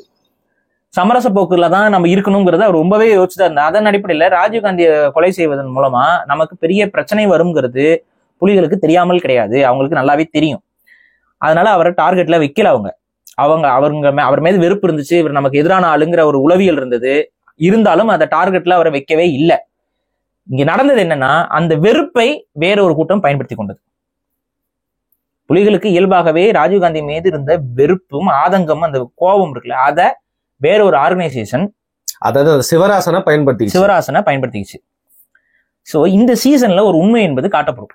என்ன அந்த உண்மை அப்படின்னு பாத்தீங்கன்னா, சிவராசன் புலிகளோட பேச்சை கேட்காத மாதிரியே நிறைய காட்சிகள் வரும். ஓகே, நீங்க வா அப்படின்னு சொன்னா வரமாட்டாரு, இதை செய்யின்னு சொன்னா செய்ய மாட்டாரு. இதுல நிறைய காட்சிகள் வரும். நீங்க நாளைக்கே கிளம்பி கொழும்பு வாங்கன்னு சொல்லி அங்க வந்து புலிகள் தரப்புல இருந்து கமெண்ட் வர மாதிரி இந்த காட்சி இருக்கும். ஆனா இவர் போக மாட்டாரு. அடுத்த ஒரு டார்கெட் நான் முடிக்க போறேங்கிற மாதிரி ஒரு காட்சி இருக்கும். அதுக்கெல்லாம் ஆதாரம் கிடையாது, ஒண்ணும் இல்லை. இது இவங்களா கிளப்பி விடுற, ஜெயலலிதாவை கொள்றதுக்கு ஒரு பிளாட் இருந்த மாதிரிலாம் காமிச்சு வச்சிருக்காங்க. அதெல்லாம் இவங்களா கிளப்பி விடுற ஒரு விஷயம்தான். ஆனா வந்து இவர் கிளம்பி வர சொல்லி அவர் வரல அப்படிங்கிறது அது பொருள் என்ன? சிவராசன் வந்து புலிகளோட தன்னை இணைத்து கொண்டிருந்தாலும் அவர் வந்து இண்டிபெண்டன்ட் ரோகா தான் அவர் செயல்பட்டு கொண்டிருந்தார். நான் தனியா செயல்படுறேன், அவர் வந்து அந்த தலைமைக்கு கட்டுப்பட்டு அவர் இல்லை. அவர் தனியா இங்க இருந்துட்டு தமிழ்நாட்டுல இருந்துட்டு ஏன் அங்க போக வேண்டியது, ஈழத்துக்கு போக வேண்டியது ஒன்றும் இல்லைங்க. Simple logic. கொலை செய்ய சொன்னது புலிகள் அப்படின்னா, கொலை செஞ்ச உடனே அவங்க தப்பிச்சு எல்லாருமே தப்பிச்சு எங்க போயிருக்கணும்? திருப்பியும் ஈழத்துக்கு போயிருந்தா சேஃப். ஆனா அங்க இருந்தா கமாண்டே வரலையன்ற பட்சத்துல அங்கேயும் போகும். ஈழத்துக்கு போயிருந்தா சேஃப். ஆனா அங்க ஏன் போகல? அதான் கமாண்ட் வரலையே அங்க இருந்து. அவங்க போகல. இத்தனை நாள் இந்தியாவுக்குள்ளே இருக்கிறாங்கன்னா ஒரு அறிவோட யோசிக்க வேண்டாம்? அப்ப இது முழுக்க இது ஒரு சித்தரிக்கப்பட்ட நாடகம். அந்த அசாசினேஷன், இதுக்கு நடந்த கேஸ், இதுக்கப்புறம் நடந்த ஒரு விஷயம். சரி, சிவராசன் தானே டைரக்டா லிங்க் பண்றவரு.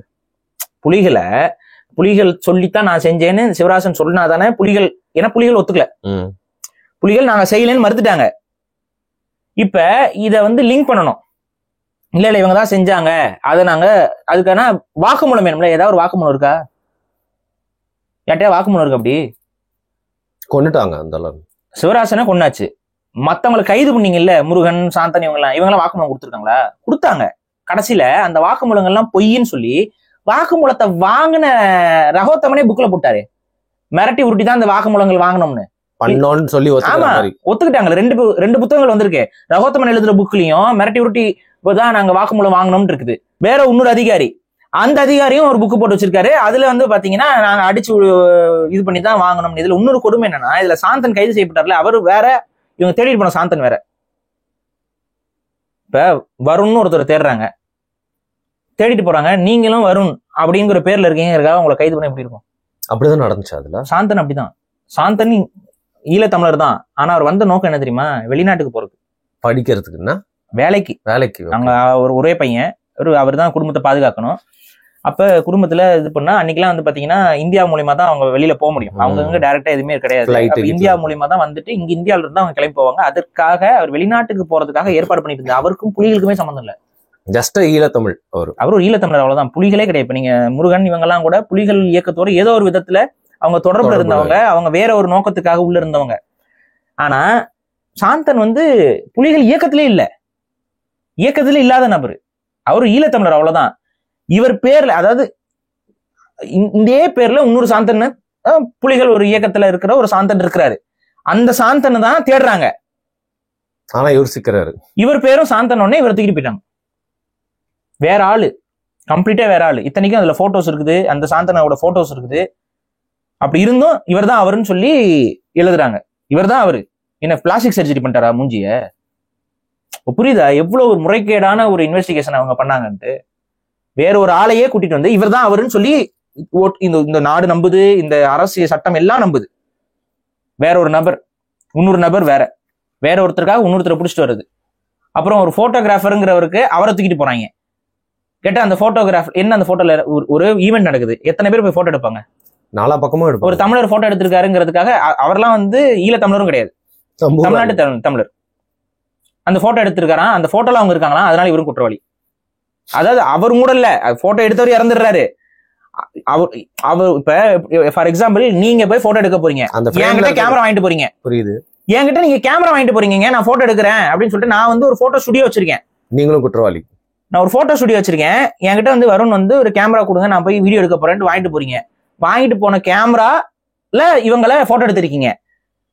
இப்ப அந்த கேமராமேனும் வெடிச்சு செத்துட்டாரு.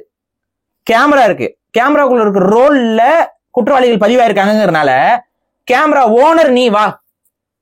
என்னது இது? இல்ல விசாரிப்பாங்க, ஓகே. ஆனா அவரே குற்றவாளின்னு சொல்றது எதை வச்சு குற்றவாளி? என்ன தமிழர் அங்க வந்து தமிழ் ஆட்கள் எங்கெங்கெல்லாம் சம்பந்தப்பட்டிருக்கிறாங்களோ எல்லாரையுமே குற்றவாளின்னு சொல்லி பிடிச்சிட்டு போயாச்சு. இவ்வளவுதான் விஷயம். இதுல நீங்க ராஜீவ்காந்தியுடைய கொலையில நேரடியாக சம்பந்தப்பட்ட யாருமே உயிரோடு இல்லை. அதுக்கப்புறம் 7 பேரை கடைசி வரைக்கும் வச்சுக்கிட்டு இருந்தீங்கல்ல, இவங்க எப்படி டைரக்டா சம்மந்தப்பட்டிருந்தாங்க? டைரக்டாவே இவங்க சம்மந்தப்படல. சம்மந்தப்படுத்துறதுக்கு நீங்க இவங்கெல்லாம் அந்த பிளாட்ல இருந்தாங்கன்னு நீங்க வலிஞ்சு திணிச்சிருப்பாங்க. ஒரு பேட்டரி வாங்கி கொடுத்தாரு, பேட்டரி வாங்கி கொடுத்தனால பேரறிவாளன் தான் பாமியே அசம்பிள் பண்ணாருங்கிற ரேஞ்சுக்கு இவங்க ஒரு ப்ரூஃப் வந்து பாத்தீங்கன்னா ஒரு பேட்டரி வாங்கி கொடுத்துருக்காருங்க பேரறிவாளன். இதுக்கு தான் ப்ரூஃப் இருக்கு இவங்க கிட்ட. இந்த பேட்டரி வாங்கி கொடுத்த குற்றத்துக்கு அவர் தான் பாமியை தயாரிச்சாருன்னு போட்டு வச்சிருக்கீங்க. பாம் தயாரிக்கிறதுக்கு அவருக்கு எப்படி தெரியும்? ஒரு சின்ன விஷயத்த வச்சு ஃபுல் ஃப்ரேம் பண்ணி ஜோடிச்சு ஒரு நிறைய இவங்க பண்ண தப்பு என்ன அப்படின்னா, ஒரே ஒரு தப்பு, இன உணர்வோடு இருந்தார்கள். நம்ம ஆட்கள் நமக்காக அங்க போராடுறாங்க, நம்ம இனத்தோட விடுதலைக்காக போராடுறாங்கன்னு சொல்லி அந்த இன உணர்வு இருந்துச்சு இவங்க எல்லாருக்கும். எதா பண்ணோம் அவங்க, அந்த இன உணர்வோட அவங்க கேட்கிற உதவிகளை செய்யறாங்க. எதற்காக அந்த உதவிகள்ங்கிறது உங்களுக்கு தெரியாது. எங்க ஒரு பேட்டரி ஒன்று வாங்கணுங்க, வாங்கி கொடுங்கன்னு சொன்னா நீங்க என்ன நினைப்பீங்க? சரி நம்மளால ஒருத்தர் கேட்கறாரு வாங்கி கொடுப்போம், வாங்கி கொடுக்குறாரு. எதற்காக அந்த பேட்டரி வாங்கப்பட்டதுங்கிறது யாருக்கும் தெரியாது. இவங்க வாங்கி கொடுத்தவருக்கு தெரியாது. அதான் அவரும் சொல்றாரு. ஆனாலும் நீ வந்து வாங்கி கொடுத்த, நீ தான் பிளானை வந்து ஆர்கனைஸ் பண்ண, உன் வீட்டுல அவர் தங்கியிருக்காரு, சிவராசன் வந்து தங்கிட்டு போயிருக்காரு அப்படின்ட்டு. சிவராசன் இவர் வீட்டுல மட்டும் தங்கல, பல பேர் வீட்டுல மாறி மாறி தங்கிட்டு போன நபர். ஏன்னா ஈழத்தமிழர் அந்த ஒரு உணர்வு நடிப்புல தமிழர்களை அகாமடேட் பண்ணிட்டு இருக்கிறாங்க. அதே போலதான் தனு அவங்க வந்து நளினி அவங்க வீட்டுல தங்கியிருக்கிறாங்க. தனுவும் அவங்க கூட இன்னொரு சின்ன ஒருத்தவங்க வராங்க. அவங்களாம் ரொம்ப வயசெல்லாம் அதிகம் இல்லாதவங்க, புரியுதுங்களா? அவங்களாம் வராங்க, சின்ன பொண்ணுங்க. இப்ப பொண்ணுங்க அப்படிங்கும் பொழுது இவங்களை எங்க தங்க வைக்க முடியும்? பொண்ணுங்க இருக்கிற வீட்டுல தானே தங்க வைக்க முடியும். அதன் அடிப்படையில தான் அதனால நீ அவங்க வீட்டுல 2 பொண்ணுங்க ஆல்ரெடி இருக்கிறாங்க, இந்த பொண்ணுகளையும் பாத்துக்கோங்கன்னு சொல்லி தங்க வைக்கிறாங்க. ஈழத்தமிழர்கள் 2 பெண்கள் நம்ம ஏதோ அடைக்கலம் கேட்டு வராங்க, தங்க வைப்போம் அப்படின்னு சொல்லி அவங்க சேர்த்துக்கிறாங்க. இவ்வளவுதான் விஷயம். எதற்காக இவர்கள் வருகிறார்கள்ன்றது தெரியாது. தனு அவங்களுக்கு தெரியும், ஆனா யாரை கொல்ல போறோம்னு அவங்களுக்கு தெரியாது. சோ இந்த ஆங்கிள் நான் சொல்றேன் என்னன்னா, இதுல வந்து கரும்புலியாக ட்ரெயின் ஆகக்கூடிய நபர்கள் யாருக்குமே டார்கெட் என்பது கடைசி நேரத்துல தான் சொல்லப்படும். இந்த டார்கெட்டை சொல்றதுக்குன்னு ஒரு நபர் இருப்பார். அந்த நபர் தான் சிவராசன். இந்த சிவராசனை தான் ஏதோ ஒரு ஏஜென்சி, அது எதிர் சிஏவா இருக்கலாம், மொசாதா இருக்கலாம், யாருன்னு நம்மளால உறுதிட்டு சொல்ல முடியாது. ஆனா வேற ஏதோ ஒரு ஏஜென்சி என்ன நோக்கத்திற்காகன்னு தெரியல, சிவராசனை உன்னை வந்து இது பண்ணார்ல, பழி தீர்த்துக்கோ, உனக்கு ஒரு ஆப்ஷன், அதுக்கு ஒரு சான்ஸ் கொடுக்குறோம், உன்னை தப்பிக்க வச்சிடறோம், நீ அழகா செஞ்சுட்டு நீ எங்க பேச்சை கேட்டுட்டு வந்தீங்கன்னா எல்லாமே முடிஞ்சிடும் அப்படிங்கிற மாதிரி அவர்கிட்ட சொல்லி அவரை நம்ப வச்சு, அதுக்கடுத்து என்ன பண்றாங்க, சிவராசனுக்கு தெரியும். சிவராசனுக்கு நம்ம என்ன பண்றோங்கிறதுலாம் தெரிஞ்சுதான் பண்றோம். யார் சொல்லி பண்றோம், எதற்காக பண்றோம்னு தெரியும். அவருக்கு வந்து ராஜீவ்காந்தியை கொல்லணுங்கிற எண்ணமும் இருக்கு, இன்டென்ஷனும் இருக்கு, அதுக்கான காரணமும் இருக்கு. அவரோட குடும்பம் வந்து அமைதிப்படையால கொள்ளை செய்யப்பட்டதுனால அவருக்கு அதுக்கான காரணமும் உண்டு. சோ இது எல்லாமே அவர்கிட்ட இருக்கு. சோ மோட்டிவ் வந்து அவருக்கு இருக்குது. அந்த மோட்டிவை புலிகள் வந்து அவங்க தடுக்கிறாங்க. புலிகள் இந்த சென்ஸ், புலிகளுக்கு வந்து இதை வந்து செஞ்சா பெரிய பாதிப்பு வரும்னு அவங்களுக்கு நல்லாவே தெரியும். அதனால அவங்க அதை பத்தி யோசிக்கல. இவரை வந்து பிரெயின் வாஷ் பண்ணி வேற ஒரு குரூப் பயன்படுத்துது. இவர் வேற ஏற்கனவே வேற ஒரு இயக்கத்துல இயங்கினதுனால அவருக்கு அந்த ப்ராசஸ் இருக்கு. இன்னொன்னு என்னன்னா, எத்தனையோ முறைகள் புலிகள் வந்து நீ வா வா வா நீங்க கூப்பிட்டு இவர் வரல, போகல. இவர் எப்பயோ ரிட்டர்ன் கூப்பிட்டுறாங்க. அதை இந்த படத்துல வந்து காட்டுவாங்க. நிறைய முறை வந்து அவர் இது பண்ற மாதிரி. இன்னொன்னு சிவராசன் வந்து இதுல அதிகமா குடிக்கிற மாதிரி இது பண்ற மாதிரி, அவர் வந்து ரஜினியோட ரசிகர்கள் மாதிரி. புலிகள் வந்து இந்த மாதிரி கோட்பாடற்று இல்லை. அப்ப சிவராசன் நீங்க இப்படி காட்டுறது மூலமா உங்களுக்கே தெளிவா தெரியுது சிவராசனுக்கும் புலிகளுக்கும் பெரிய அளவு சம்பந்தம் இல்லைன்னு. ஆனா புலிகளோட தன்னை இணைத்து கொண்ட நபர். நான் வந்து உங்களுக்காக நான் வேலை பார்க்கறேன் அப்படின்னு சொல்லிக்கிட்ட ஒரு நபர். ஆனா ரோகா தனியா அவங்களோட கட்டுப்பாட்டை மீறி செயல்பட்டுக்கிட்டே இருந்த நபர் தான். அதனாலதான் அவர் அங்க ஈழத்துக்கும் போல. கடைசி வரைக்கும் அவர் இங்கே தான் சுத்திக்கிட்டு இருந்தாரு. சரி, இவரை எல்லாம் சொல்லி ஓகேங்க இது இன்னும் பண்றேன்னா, யாரு ராஜீவ்காந்தியை கொல்லணும்னு முடிவெடுத்தாங்களோ அவங்க சிவராசனை இயக்குகிறார்கள். இது எந்த ஒரு இதுவும் தெரியாம நம்ம இயக்கத்துக்காக தான் வேலை செய்யறோங்கிற எண்ணத்தோட தான் கடைசி வரைக்கும் தனு இருந்தார்கள். நம்ம புலிகளுக்காகத்தான் நம்ம இதை செய்யறோம்னு அவங்க நம்பினாங்க. அவங்க மேல நம்ம அவங்களுக்கு தெரியாது. டார்கெட் கடைசி நேரத்துல தான் சொல்லப்படுது. அந்த டார்கெட் இதுன்னு சொன்னா அவங்க அவங்களோட கடமையை செய்யறாங்க. புரியுதுங்களா? சோ இவங்களுக்கு தெரியாது நம்ம புலிகளோட டைரக்டான கட்டுப்பாட்டுல இயங்கலைங்கிறது அவங்களுக்கு சுத்தமா தெரியாது. சிவராசனுக்கு தெளிவாக தெரியும் நாம் என்ன செய்து கொண்டிருக்கிறோம். சோ என்ன பண்றாங்க, தனு அவங்களுக்கு கமெண்ட் சொல்லப்படுது, இது செய்யுங்கன்னு சொல்லிட்டு இது வந்து சொல்றாங்க. இதுல இப்ப என்ன கேக்குறேன்னா, இந்த சிவராசன் வந்து ஒரு அறியப்பட்ட இன்டெலிஜென்ஸால தெரியப்பட்ட ஒரு நபர் தான். ஆனா அவரை கோஸ்ட் கீஸ்ட்லாம் இவங்க உருட்டிட்டு இருக்கிறதா எனக்கு என்னன்னு புரியல. ஒத்தக்கண்ணு சிவராசன் ஊருக்கே தெரியுது, பேரேங்க ஒத்தக்கண்ணு சிவராசன். ஆனா வந்து அவர் வந்து சரி, ஒத்தக்கண்ணு சிவராசன் எப்படி கண்டுபிடிச்சீங்க? பத்திரிகையில எல்லாம் ஒத்தக்கண்ணு சிவராசன் ஒத்தக்கண்ணு, ஏன்னா அவருக்கு ஒரு கண்ணு இல்ல அவரா, அதனால ஒத்தக்கண்ணு சிவராசன் சொல்லிட்டு பத்திரிகை செய்திகளே வருது. ஒத்தக்கண்ணு சிவராசனுக்கு இதுல தொடர்பு இருக்கு, அவர் அங்க போட்டோல இருக்காருலாம் சொல்றீங்க. எப்படி பேரை கண்டுபிடிச்சீங்க? பேரே யாருனே தெரியாது, அவருக்கு நிறைய ப்ராக்சி நேம்ஸ் இருந்துச்சு, அது இதெல்லாம் பேசிட்டு இருப்பாங்க இந்த இதுல சீசன்ல. சோ இந்த சிவராசனை பொறுத்த வரைக்கும் அவருக்கு ராஜீவ்காந்தி மேல இருக்கக்கூடிய அதீத வெறுப்பு இதை செய்ய வைக்குது. சொன்னவங்க வேற, சொன்னவங்க யாருமே இதுல இன்வால்வ் வெளியிலேயே வரல. இது அப்படியே மூடி மறைக்கப்பட்டுட்டாங்க. சோ இப்போ வெளி ஏஜென்சிக்கு வேலை பண்றனா கூட அவங்க இந்தியன்ஸா தானே யூஸ் பண்ணுவாங்க இந்த மாதிரி உங்களை தூண்டி விடுறாங்க. அதுதாங்க யாரெல்லாம் விசாரிக்கப்பட வேண்டும்ங்கிறதுல எம்.கே. நாராயண, சுப்பிரமணிய சாமி, சந்திராசாமி எல்லாம் விசாரிக்கப்படணும்னு சொல்லியும் அதை யாரும் விசாரிக்கவும் இல்லை. அவங்களை வந்து அப்படியே கடப்பு விட்டாங்க. இவங்களை பிடிச்சி விசாரிச்சிருந்தீங்க அப்படின்னா யார் அதுக்கு பின்னாடி இருந்தாங்கிற உண்மைகள் தெரிய வந்திருக்கும். சோ பிரியங்கா காந்திக்கு சுப்பிரமணிய சாமி மேலேயும் அதே கோவம் தானே இருந்திருக்கணும். ஆனா ஏன் இல்லாம போச்சுங்கிறது ஆண்டவனுக்கு தான் வெளிச்சம். இதுதான் நம்ம சொல்லணும். இப்ப இவங்க தான் நம்ம அப்பாவை கொண்டுட்டாங்க, இவங்க தண்டிக்கப்படணும் அப்படின்னு இருந்தா அவங்க ஏன் வந்து கருணை சரி அவங்களோட கருணை மனை எடுத்துக்கோங்கன்னு சொன்னாங்களா இல்லையா? சோனியா காந்தி சொல்லிட்டாங்க, ராகுல் காந்தி சொல்லிட்டாரு, பிரியங்கா காந்தி சொல்லிட்டாங்க. 3 பேருமே சொல்லிட்டாங்களா இல்லையா? கொடுக்கவே இல்லை ரொம்ப நாள். இங்க ஒரு அம்மா, ஒரு எஸ்ஐ ரிட்டையர்ட் எஸ்ஐ இருக்கும், அது மட்டும் தான் கத்திட்டாலையும் அங்க இங்கேயும் கையில எல்லாம் இந்த மாதிரி ஆயிடுச்சு. இந்த படத்துலயும் அவங்களை வந்து காட்டியிருப்பாங்க. ஒரிஜினல் காட்ட முடியாது, அந்த கேரக்டரா ஒருத்தவங்களை காட்டியிருப்பாங்க. ஏன்னா அவங்க தான் அங்க இன்சார்ஜ், யாரெல்லாம் உள்ள போகணும் யாரெல்லாம் உள்ள வரக்கூடாதுன்னு. ஆனா அப்படியே பாத்தீங்கன்னா நான் விடல அப்படின்னு தாண்டி போயிட்டாங்களா சூரியர் குச்சி. இந்த படத்துல காட்சி வரும், அது ஒரிஜினல்லா அவங்க கொடுத்த இது. நான் எனக்கு தெரியாது அவங்களா உள்ள போயிட்டாங்கிற மாதிரி. இது எல்லாமே கன்ஸ்பிரசி தான். அவங்களாம் அதீத வெறுப்பு காட்டிக்கிட்டே இருப்பாங்க. புரியுதுங்களா?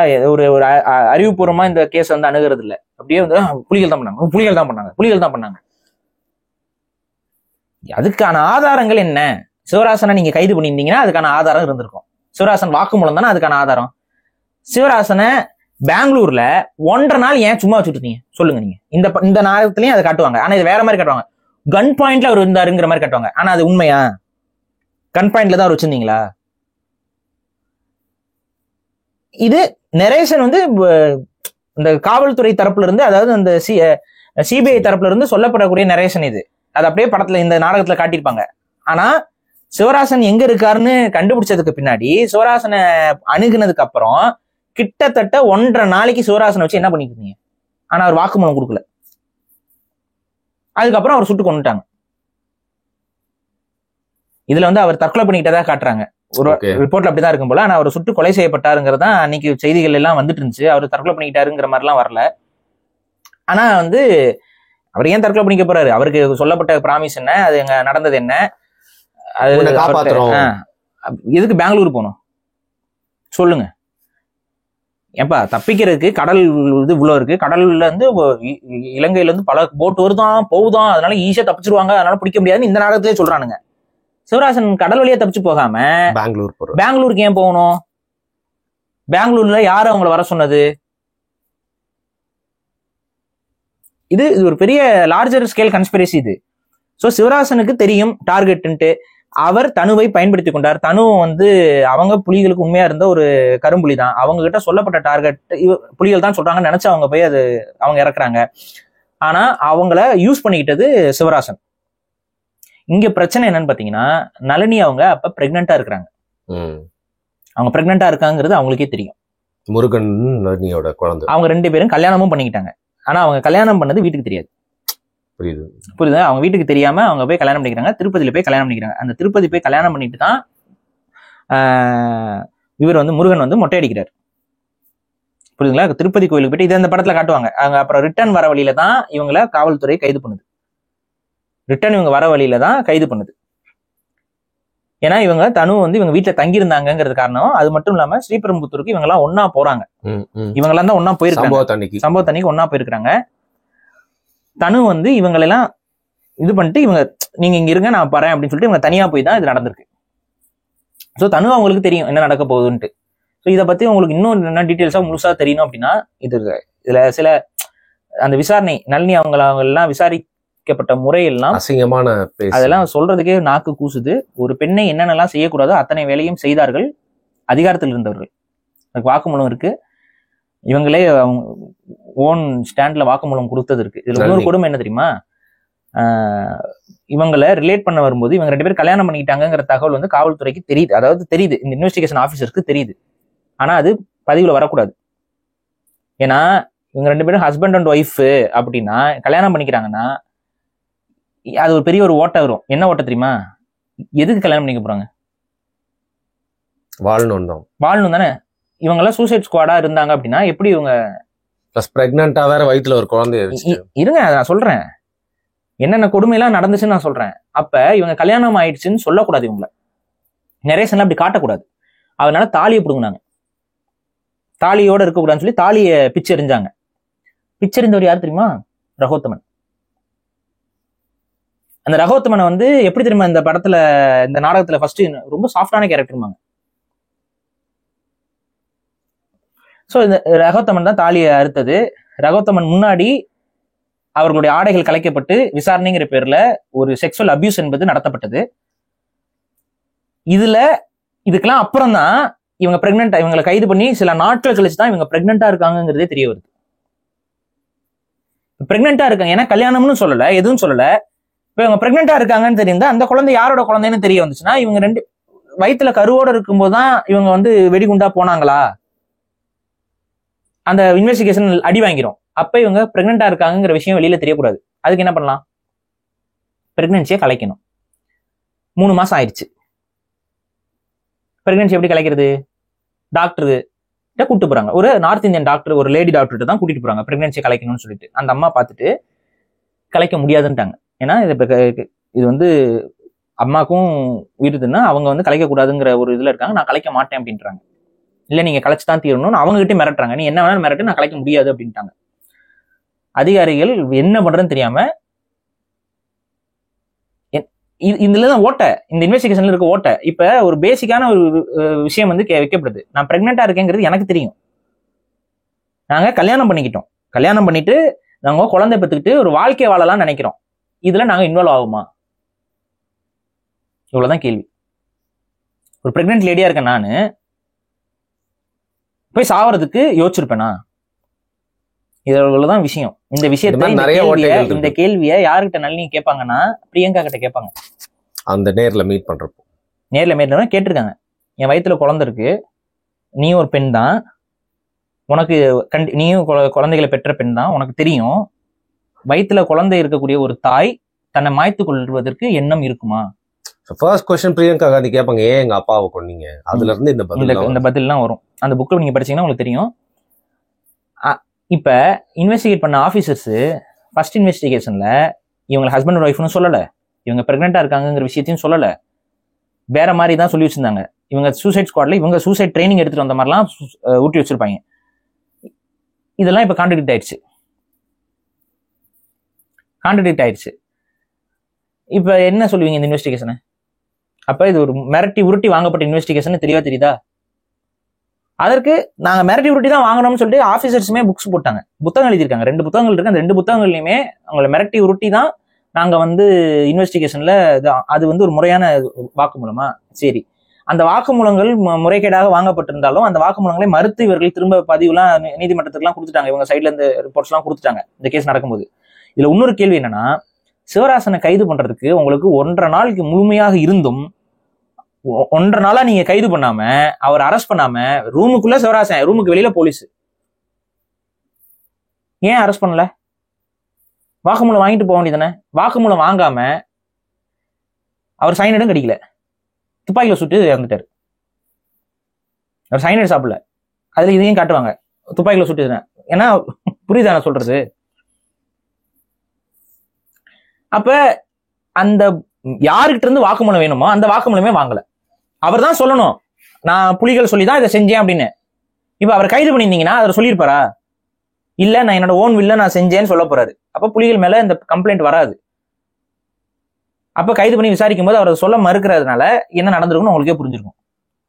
அதுவும் கரெக்டா சிவராசன் இறக்குற நாள் எதுனா, ராஜீவ்காந்தியோட பிறந்த நாள் அன்னைக்கு இறக்குறாரு. எதுக்கு? ஒரு நாளைக்கு முன்னாடியே கைது பண்ணப்படுற, சுற்றி வளைக்கப்படுற சிவராசனை அவர் சாகுறது வந்து 1.5 நாள் கழிச்சு. அப்ப இதுக்கு பின்னாடி இருக்கக்கூடிய ஒரு விஷயத்த பாருங்க. ஆனா அது பொருந்திடணும், ராஜீவ்காந்தியை கொலை செஞ்சாங்க, அது இது இது இது இந்த நோக்கத்துக்காக இவர்கள் செய்தார்கள்னு. ஆனா இந்த நாடகத்திலையுமே அந்த அதிகாரிகள் விடுதலை புலிகள் தான் செஞ்சாங்க, எப்படி அவங்களோட ரிலேட் பண்றது? இப்படிதான் இந்த இன்வெஸ்டிகேஷன் ஸ்டார்ட்டே பண்ணது. ஃபர்ஸ்டே முடிவு பண்ணிட்டாங்க, முடிவு பண்ணிட்டு இன்வெஸ்டிகேஷன் ஸ்டார்ட் பண்றீங்க. புரியுதுங்களா? என்ன யாராருக்கெல்லாம் வாய்ப்பு இருக்குன்னு எல்லா பக்கமும் ஒரு ஓப்பன் மைண்டடோட தான் இன்வெஸ்டிகேஷன் ஸ்டார்ட் பண்ணணும். இவங்க தான் செஞ்சாங்க, இது எப்படி நம்ம நிறுவுறதுன்னு யோசிச்சு தேடினீங்கன்னா, இல்ல எல்லா பக்கமும் சந்தேகம் இருக்கலாம், இவங்க தான் செஞ்சாங்கன்னு முடிவு பண்ணி முன்முடிவோட தான் இந்த விசாரணை தொடங்கப்பட்டது. அதை இதுல காட்டியிருப்பாங்க, இந்த நாடகத்துல அதையும் காட்டியிருப்பாங்க.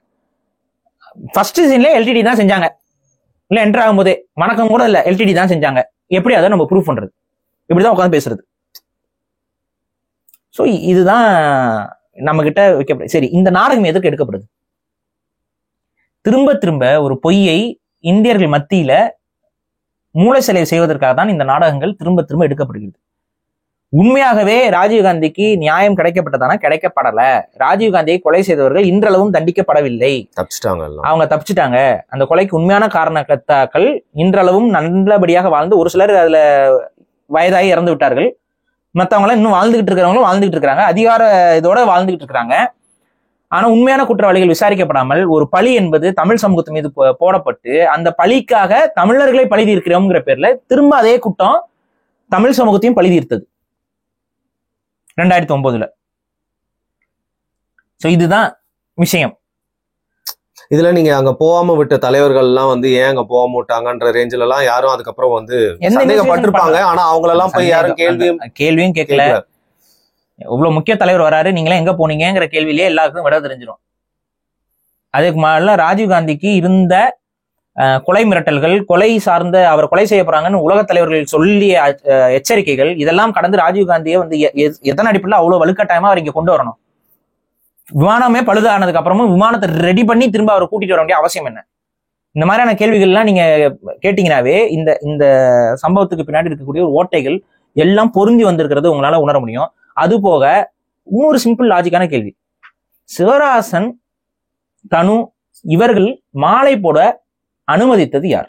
செக்யூரிட்டி பிரீச் எப்படி நடந்துச்சு?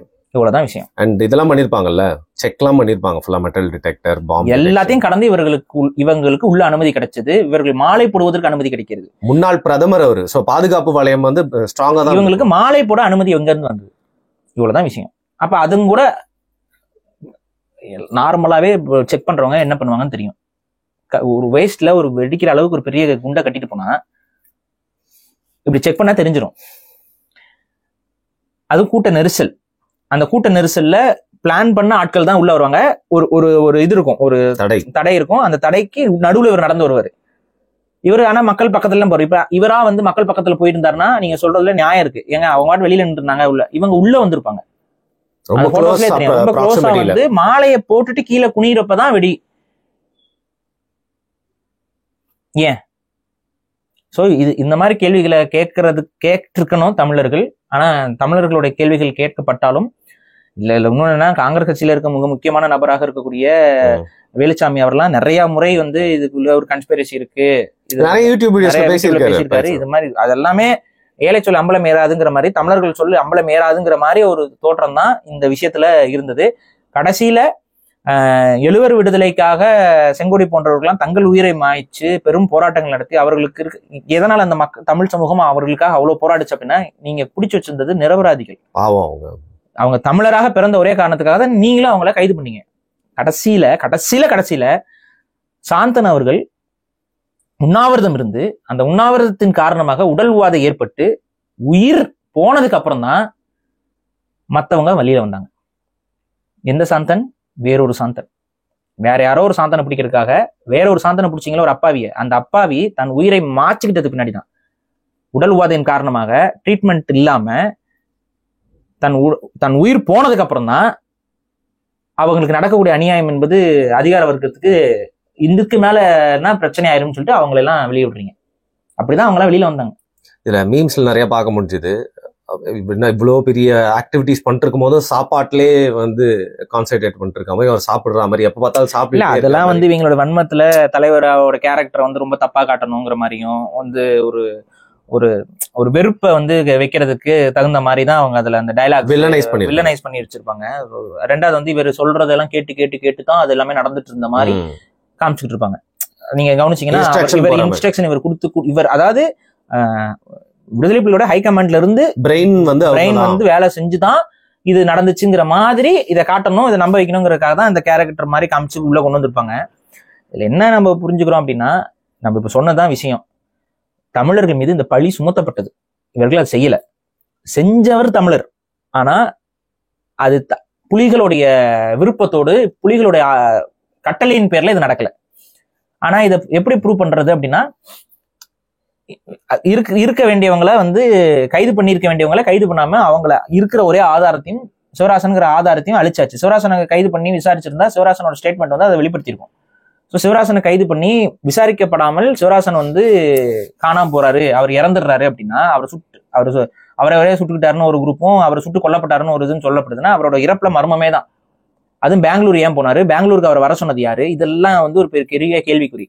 ஸோ இப்போ இதெல்லாத்தையும் வச்சு பார்க்கும் பொழுது இது ஒரு இன்னைக்கு வரைக்கும் இந்த கேஸ் வந்து ஓப்பனா தான் இருக்கு. இது முடிச்சு வைக்கப்பட்டதாக, இவருக்கு கண்டிக்கப்பட்டதாக, இதுல இந்த சீசன் முடிவுல கொலை செய்தவர்கள்லாம் இவங்களாம் தப்பிச்சிட்டாங்க, இவங்களாம் வெளியில போயிட்டாங்க, விடுதலை செஞ்சுட்டாங்க. அதுவும் அது விடுதலை செஞ்சுட்டாங்கும் போது தமிழ்நாடுன்னு என்ன, தமிழ்நாடு பிரிசன்ல இருந்து விடுதலை பண்ணிட்டாங்க அப்படின்னு வரும். எதுக்கு தமிழ்நாடு பிரிசன்ல இருந்து?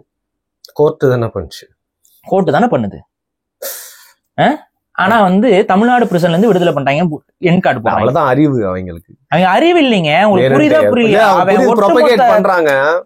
தமிழர்கள் வந்து இந்தியாவுக்கு எதிரானவங்க, தமிழர்கள் வந்து எல்லா தமிழர்களும் இங்க வந்து இதுல குற்றவாளிகள், தமிழனா இருந்தாவே குற்றவாளி அப்படிங்கிற மாதிரி ஒரு நரேஷனை தான் இவங்க செட் பண்றாங்க. இது எதுக்கு இப்ப நடத்துறாங்க அப்படின்னா, நான் திரும்ப சொல்றதான், தமிழ்நாட்டில் தமிழ் தேசிய எழுச்சி என்பது அளவுக்கு அதிகமாக நாளுக்கு நாள் அதிகரித்து வருகிறது. அதை மூடணும் அப்படின்னா சில இயக்கங்களை தடை செய்யணும்னு அவங்க எதிர்பார்க்கறாங்க. அதை தடை செய்வதற்கான அசைன்மெண்ட்டும் சைட்ல போய்கிட்டே இருக்கு. நான் திரும்ப சொல்லிக்கிட்டே இருக்கேன். அதனாலதான் இந்த சர்வேல எல்லாம் கூட வேணும்ட்டே ஒதுக்கி வைக்கிறது, மும்முனை போட்டி, இதுக்கு எல்லாமே அதுதான். அவங்க நோக்கம் என்னன்னா, எப்படியாவது தடை செய்யணும். அதை தடை செய்யறதுக்கான எவிடன்சஸ், ப்ரூஃப்ஸ், இது எல்லாத்தையும் அவங்க ப்ரூஃப்லாம் அது இந்த சென்ஸ் ஒரு ஜோடிப்பு, ஒரு கலெக்டிவ் மைண்ட், அந்த ஜோடிப்பை வந்து உருவாக்கி கொண்டிருக்கிறார்கள். அதை உருவாக்கும் போது இந்திய அளவுல யாரும் கேள்வி கேட்க கூடாதுங்கிறதுனால இவங்களோட மைண்ட் செட் இப்படிதான் இருக்கு. இவங்க வந்து தீவிரவாதத்தை சப்போர்ட் பண்றவங்க, இவங்க வந்து பயங்கரவாதத்தை சப்போர்ட் பண்றவங்க, இன்னைக்கும் அந்த பயங்கரவாத கும்பல் வந்து இங்க செயல்பட்டுக்கிட்டு இருக்குங்கிற மாதிரியான தோற்றத்தை உருவாக்குறதுக்கு ஒரு நெகட்டிவ் லைட்ல ஒட்டுமொத்த தமிழர்களையும் காட்டுவதற்கு இதை காமிச்சுக்கிட்டே இருக்கிறாங்க. இதுதான் விஷயம். இது இப்ப ராஜீவ்காந்தியை பத்தி யாராவது கேட்டாங்களா, கொண்டாங்களா?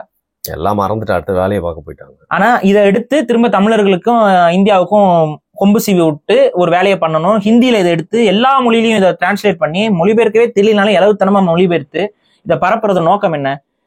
இப்பவும் தமிழர்களை ஏதாவது குறை சொல்லணும் அப்படிங்கிறதுக்காகத்தான். ஸோ இவங்க ஃபியூச்சரிஸ்டிக்கா பிளான் பண்ணி தான் இந்த சீசன்ஸ் எல்லாமே எடுக்கப்பட்டு வந்து கொண்டே இருக்கிறது. அதனால தான் கணிசமாக விடுதலை புலிகளை பற்றி நிறைய படங்கள், நிறைய வெப்சீரியஸ் இப்ப சமீபத்துல அதிகரிச்சுக்கிட்டே இருக்கு. நீங்க பாத்துருக்கீங்க, கடந்த 2-3 வருஷமாவே அதிகமா வந்து அதை எடுத்து பேசிக்கிட்டே இருக்கிறாங்க. ஹிந்தி படங்கள்ல நிறைய இதுல வருது.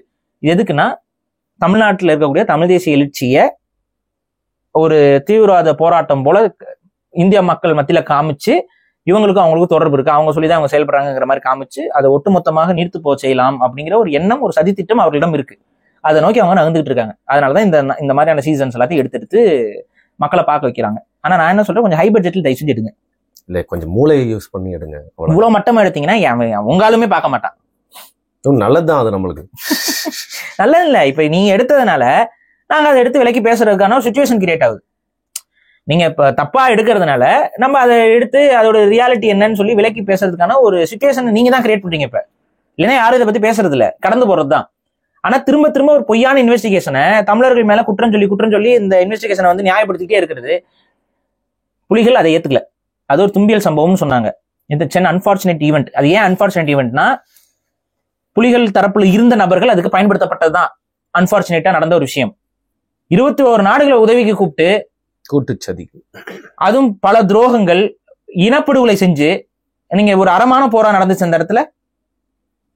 புலிகளோட மோதுனீங்களா? புலிகளுடைய மோதுனீங்க, கெமிக்கல் குண்டுகளை போட்டீங்க, தடை செய்யப்பட்ட குண்டுகளை போட்டீங்க, பாஸ்பரஸ் கொத்து குண்டுகளை போட்டீங்க. இது எல்லாமே எந்த வாரிலையும் பயன்படுத்தக்கூடாதுன்னு உலக சட்டங்கள் சொல்லுது. பாஸ்பரஸ் கொத்து குண்டுகளை போட்டு கொண்டுபிட்டு என்னமோ வீரம் செறிந்த ஒரு போரை நடத்தியது போல பெருமை பீத்திக்கிட்டு இருக்கிறதெல்லாம் என்ன அது? அதுல ஒரு ஸ்ரீலங்காவுக்கும் இந்தியாவுக்கும் புலிகளை 2009 வரைக்கும் ஆட்சி முடிக்கிறதுக்கு அப்படின்னு எண்ட் கார்டு. சரி முடிச்சிட்டீங்கல்ல, அதனாச்சும் ஒத்துக்கிறீங்களா? இப்ப கேளுங்க என்கிட்ட, அதான் புலிகள் முடிஞ்சிருச்சு இல்லைங்கன்னா ஒத்துக்கிறீங்களா? வந்துரும், புலிகள் வந்துரும். என்ன புலிகள் வந்துரும்? புலிகள் எல்லாம் முடிச்சாச்சான், எல்லாரும் கொண்டாச்சான். சரி ஓகே, அப்புறம் எதுக்கு தேவையில்லாம ஒரு தடை? இப்ப ஐரோப்பிய நாடுகள்ல தடை நீங்கிருச்சு, இந்தியாவில எதுக்கு தடை போட்டு வச்சிருக்கீங்க? இல்லாத ஒரு இயக்கத்துக்கு எப்படி தடை? ஃபங்க்ஷன் ஆகல ஆனா தடை. எவனாவது ஒருத்தர் எங்கேயாவது வந்து கிணத்து வெடிக்கிற குண்டு வச்சிருந்தானா புலிகளுடைய குண்டுகளை பதுக்கி வச்சிருந்தாலும் கேஸ். எதுக்கு இதெல்லாம்? சாவுக்கு வாங்க, நாட்டு வெடிக்க. அது தாங்க நாட்டு, அது இல்லைங்க. இந்த கிணறு வெட்டுவாங்க, கிணறுக்கு வந்து கொஞ்சம் இல்லீகலா அந்த இன்னும் கொஞ்சம் ஈஸியா உடைக்கிறதுக்கு, செலவு கம்மியா உடைக்கிறதுக்கு இந்த கிணறு வாங்குற வெடிகுண்டு வைப்பாங்க. அதெல்லாம் கிடைச்சா கூட புலிகளோட ஆயுதம் பதுக்கி வைக்கப்படுறதுன்னு கேஸ் மாத்தி எழுதுறது. வருஷத்துக்கு ஒரு வாட்டி இந்த மாதிரி ஒரு செய்தி வெளில வரும். எதுக்கு? தடையை நீடிச்சுக்கிட்டே இருக்கணும். ஏன்னா பொலிட்டிக்கல் ஃப்ரண்ட்ல ஈழம் சார்ந்து செயல்படுற எல்லாரையும் நீங்க வந்து புலிகளோட தொடர்புபடுத்தி காட்டணும். அதுதானே பண்றீங்க. ஈழத்தோட நியாயத்தை பற்றி பேசுற அத்தனை பேரையும் நீங்க என்ன சொல்றீங்க? ஒரு இயக்கத்தோட தொடர்புபடுத்தி தானே காட்டிக்கிட்டு இருக்கீங்க.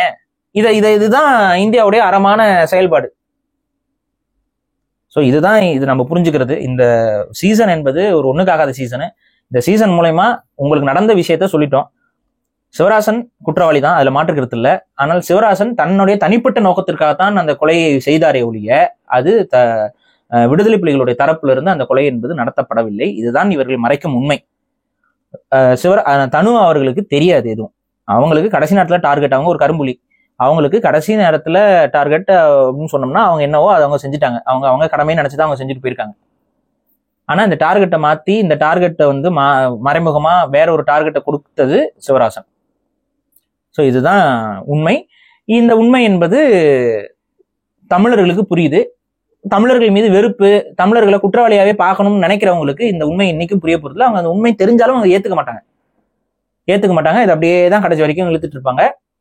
இன்னொன்னு, ராஜீவ்காந்தி இந்த நாடு எப்படி இருக்கக்கூடாதுன்னு பேசினாரு. ராஜீவ்காந்தி ஸ்பீச்லாம் எடுத்துக்கிறேன், எவனுமே கேட்கல. நான் கேட்டிருக்கேன் ராஜீவ்காந்தி ஸ்பீச்சை, பல ஸ்பீச்சை கேட்டிருக்கேன். ஏன்னா அவரோட ஐடியாலஜி என்னன்னு புரிஞ்சுக்கிறதுக்கு ராஜீவ்காந்தியோட ஸ்பீச்சை, பல இங்கிலீஷ் ஸ்பீச்சஸ் நான் கேட்டிருக்கேன். இன்னைக்கு இந்தியா அவரோட விஷன்ல தான் இருக்கான்னு போய் பாருங்க. Totally opposite. அவர் இந்தியாவுக்கு அவர் கண்ட கனவு என்ன? அவரோட குடும்பமான காங்கிரஸ் ஆட்சிக்கு வந்ததுக்கு பின்னாடி அது இந்தியா மாறின போக்கு என்ன? ஏன் சொல்லுங்களேன். ராகுல் காந்தியையும் பிரியங்கா காந்தியையும், ஏன் வந்து சோனியா காந்தியும் சொல்லுங்களேன். அவருடைய விஷன் தவறு, அதனால அவரோட விஷனுக்கு எதிராக தான் நாங்க எல்லாத்தையும் பண்ணோம்னு சொல்லுங்களேன். என்னங்க புருஷனோட விஷனுக்கு எதிராக மனைவி செயல்படுவாங்க?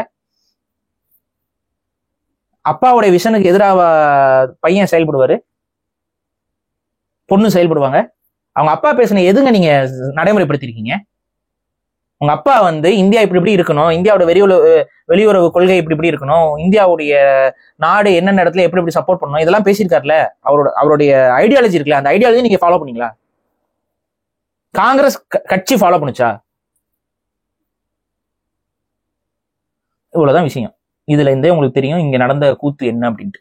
இது ராஜீவ்காந்திங்கிற தனிப்பட்ட நபர், அவருடைய ஐடியாலஜி சில உலக நாடுகளுக்கு எதிராக இருந்தது. அப்படி இந்தியா இருக்கக்கூடாதுன்னு நினைச்சாங்க. அவங்களுடைய தூண்டுதலால் ராஜீவ்காந்தி பலியாக்கப்பட்டார். அந்த பழியை அவங்க ஏத்துக்க மாட்டாங்க. பழியை தூக்கி வேற யாரையாவது போடணும் அப்படின்னா இருக்கிறதுலே பெஸ்ட் கேண்டிடேட்டா அதுல இருந்தது புலிகள் தான். ஏன்னா புலிகளுக்கு ராஜீவ்காந்தி மேல வெறுப்பு இருந்ததுங்கிறத காரணம் காட்டி புலிகள் மேல பழியை தூக்கி போட்டாங்க. இந்த பழியை பழி தீக்கிறேங்கிற பேர்ல, இந்த பழியை காரணம் காட்டியே தமிழர்கள் மீது வெறுப்புல இருந்த கூட்டம் தமிழ் இன படுகொலையையும் செய்தது. இன்னைக்கு வரைக்கும் தமிழர்கள் மீது வெறுப்பை காட்டுவதற்கு இந்த பழியை குத்தி காட்டிக்கிட்டே இருக்கிறாங்க. முடிஞ்சிருச்சா, கைது பண்ணிட்டாங்களா, அவங்க இன்னைக்கு எத்தனை வருஷம் சிறையில. இன்னொன்னு கொடுமை, உலகத்திலேயே அதிக நாள் சிறையில் இருந்த பெண்மணி நளினி தான். உலகத்திலேயே அதிக நாள் சிறையில் இருந்த பெண்மணி நளினி. உலகத்திலேயே ஒரு குழந்தை அதிக நாள் சிறையில வளர்ந்துச்சு அப்படின்னா நளினியோட மகள். பிறந்ததுல இருந்து 5 வயசு வரைக்கும் சிறைக்குள்ளேயே இருந்தாங்க. ஒரு குழந்தை, அந்த குழந்தை என்ன தப்பு பண்ணுச்சு? இதுதான் தமிழர்களுக்கு நடந்த விஷயங்கள். அது இன்னும் பேசினா அதுல இன்னும் நிறைய லூப் ஹோல்ஸ் இருக்கு, இது இருக்கு. பட் இதுதான் ஓரளவுக்கு புரிஞ்சுக்கணும். தேவைப்பட்டா பேசுவோம் ஃபியூச்சர்ல. ஏதாவது இந்த மாதிரி ஏதாவது இன்னொரு சீசன் எடுப்பானுங்க, அப்ப பேசுவோம். இதுக்கு மேலே எடுப்பாங்கன்னு நீங்க நம்புறீங்க. ஆனா அதுக்கான காரணம் என்ன அப்படின்றத நீங்க சொல்லியிருக்கீங்க. தமிழ் தேசியம் வளர்ந்துட்டு இருக்கு. அது சம்பந்தப்பட்ட இயக்கங்கள், தமிழ் தேசியர்கள் எல்லாருமே அடக்கணுங்கிறது. இதுல இன்னொன்னு என்னன்னா, நளினி முருகன் அவங்களுக்கு நடந்த அந்த கொடுமைகள் ஒரு சின்ன துணுக்கா இந்த இதுல காட்டியிருப்பாங்க. இல்ல அது முழுசா விவரிக்க முடியாது, காட்ட முடியாது. அது புக்ல இருக்கு. தயவு செஞ்சு எனக்கு, ஏன்னா அது பேசுறதுக்கே ஒரு மாதிரி சங்கடமா இருக்கு. அது தயவு செஞ்சு நீங்க போய் பார்த்து அந்த புக்கை போய் பார்த்து. நீங்க சொல்றது ரொம்ப அலாமிங்கா எது இருக்குன்னா, இந்த மாதிரி தமிழ் தேசிய இயக்கங்களை முழுசா ஒடுக்கிறதுக்கான பல ஐடியாஸ்ல இதுவும் ஒன்னா இருக்கலாம்னு சொல்றீங்க. ஸோ அந்த மாதிரி யோசிக்கணும். அதான் டேக் அவேன்னு நினைக்கிறேன் இந்த வீடியோல. மிக்க நன்றி. நன்றி.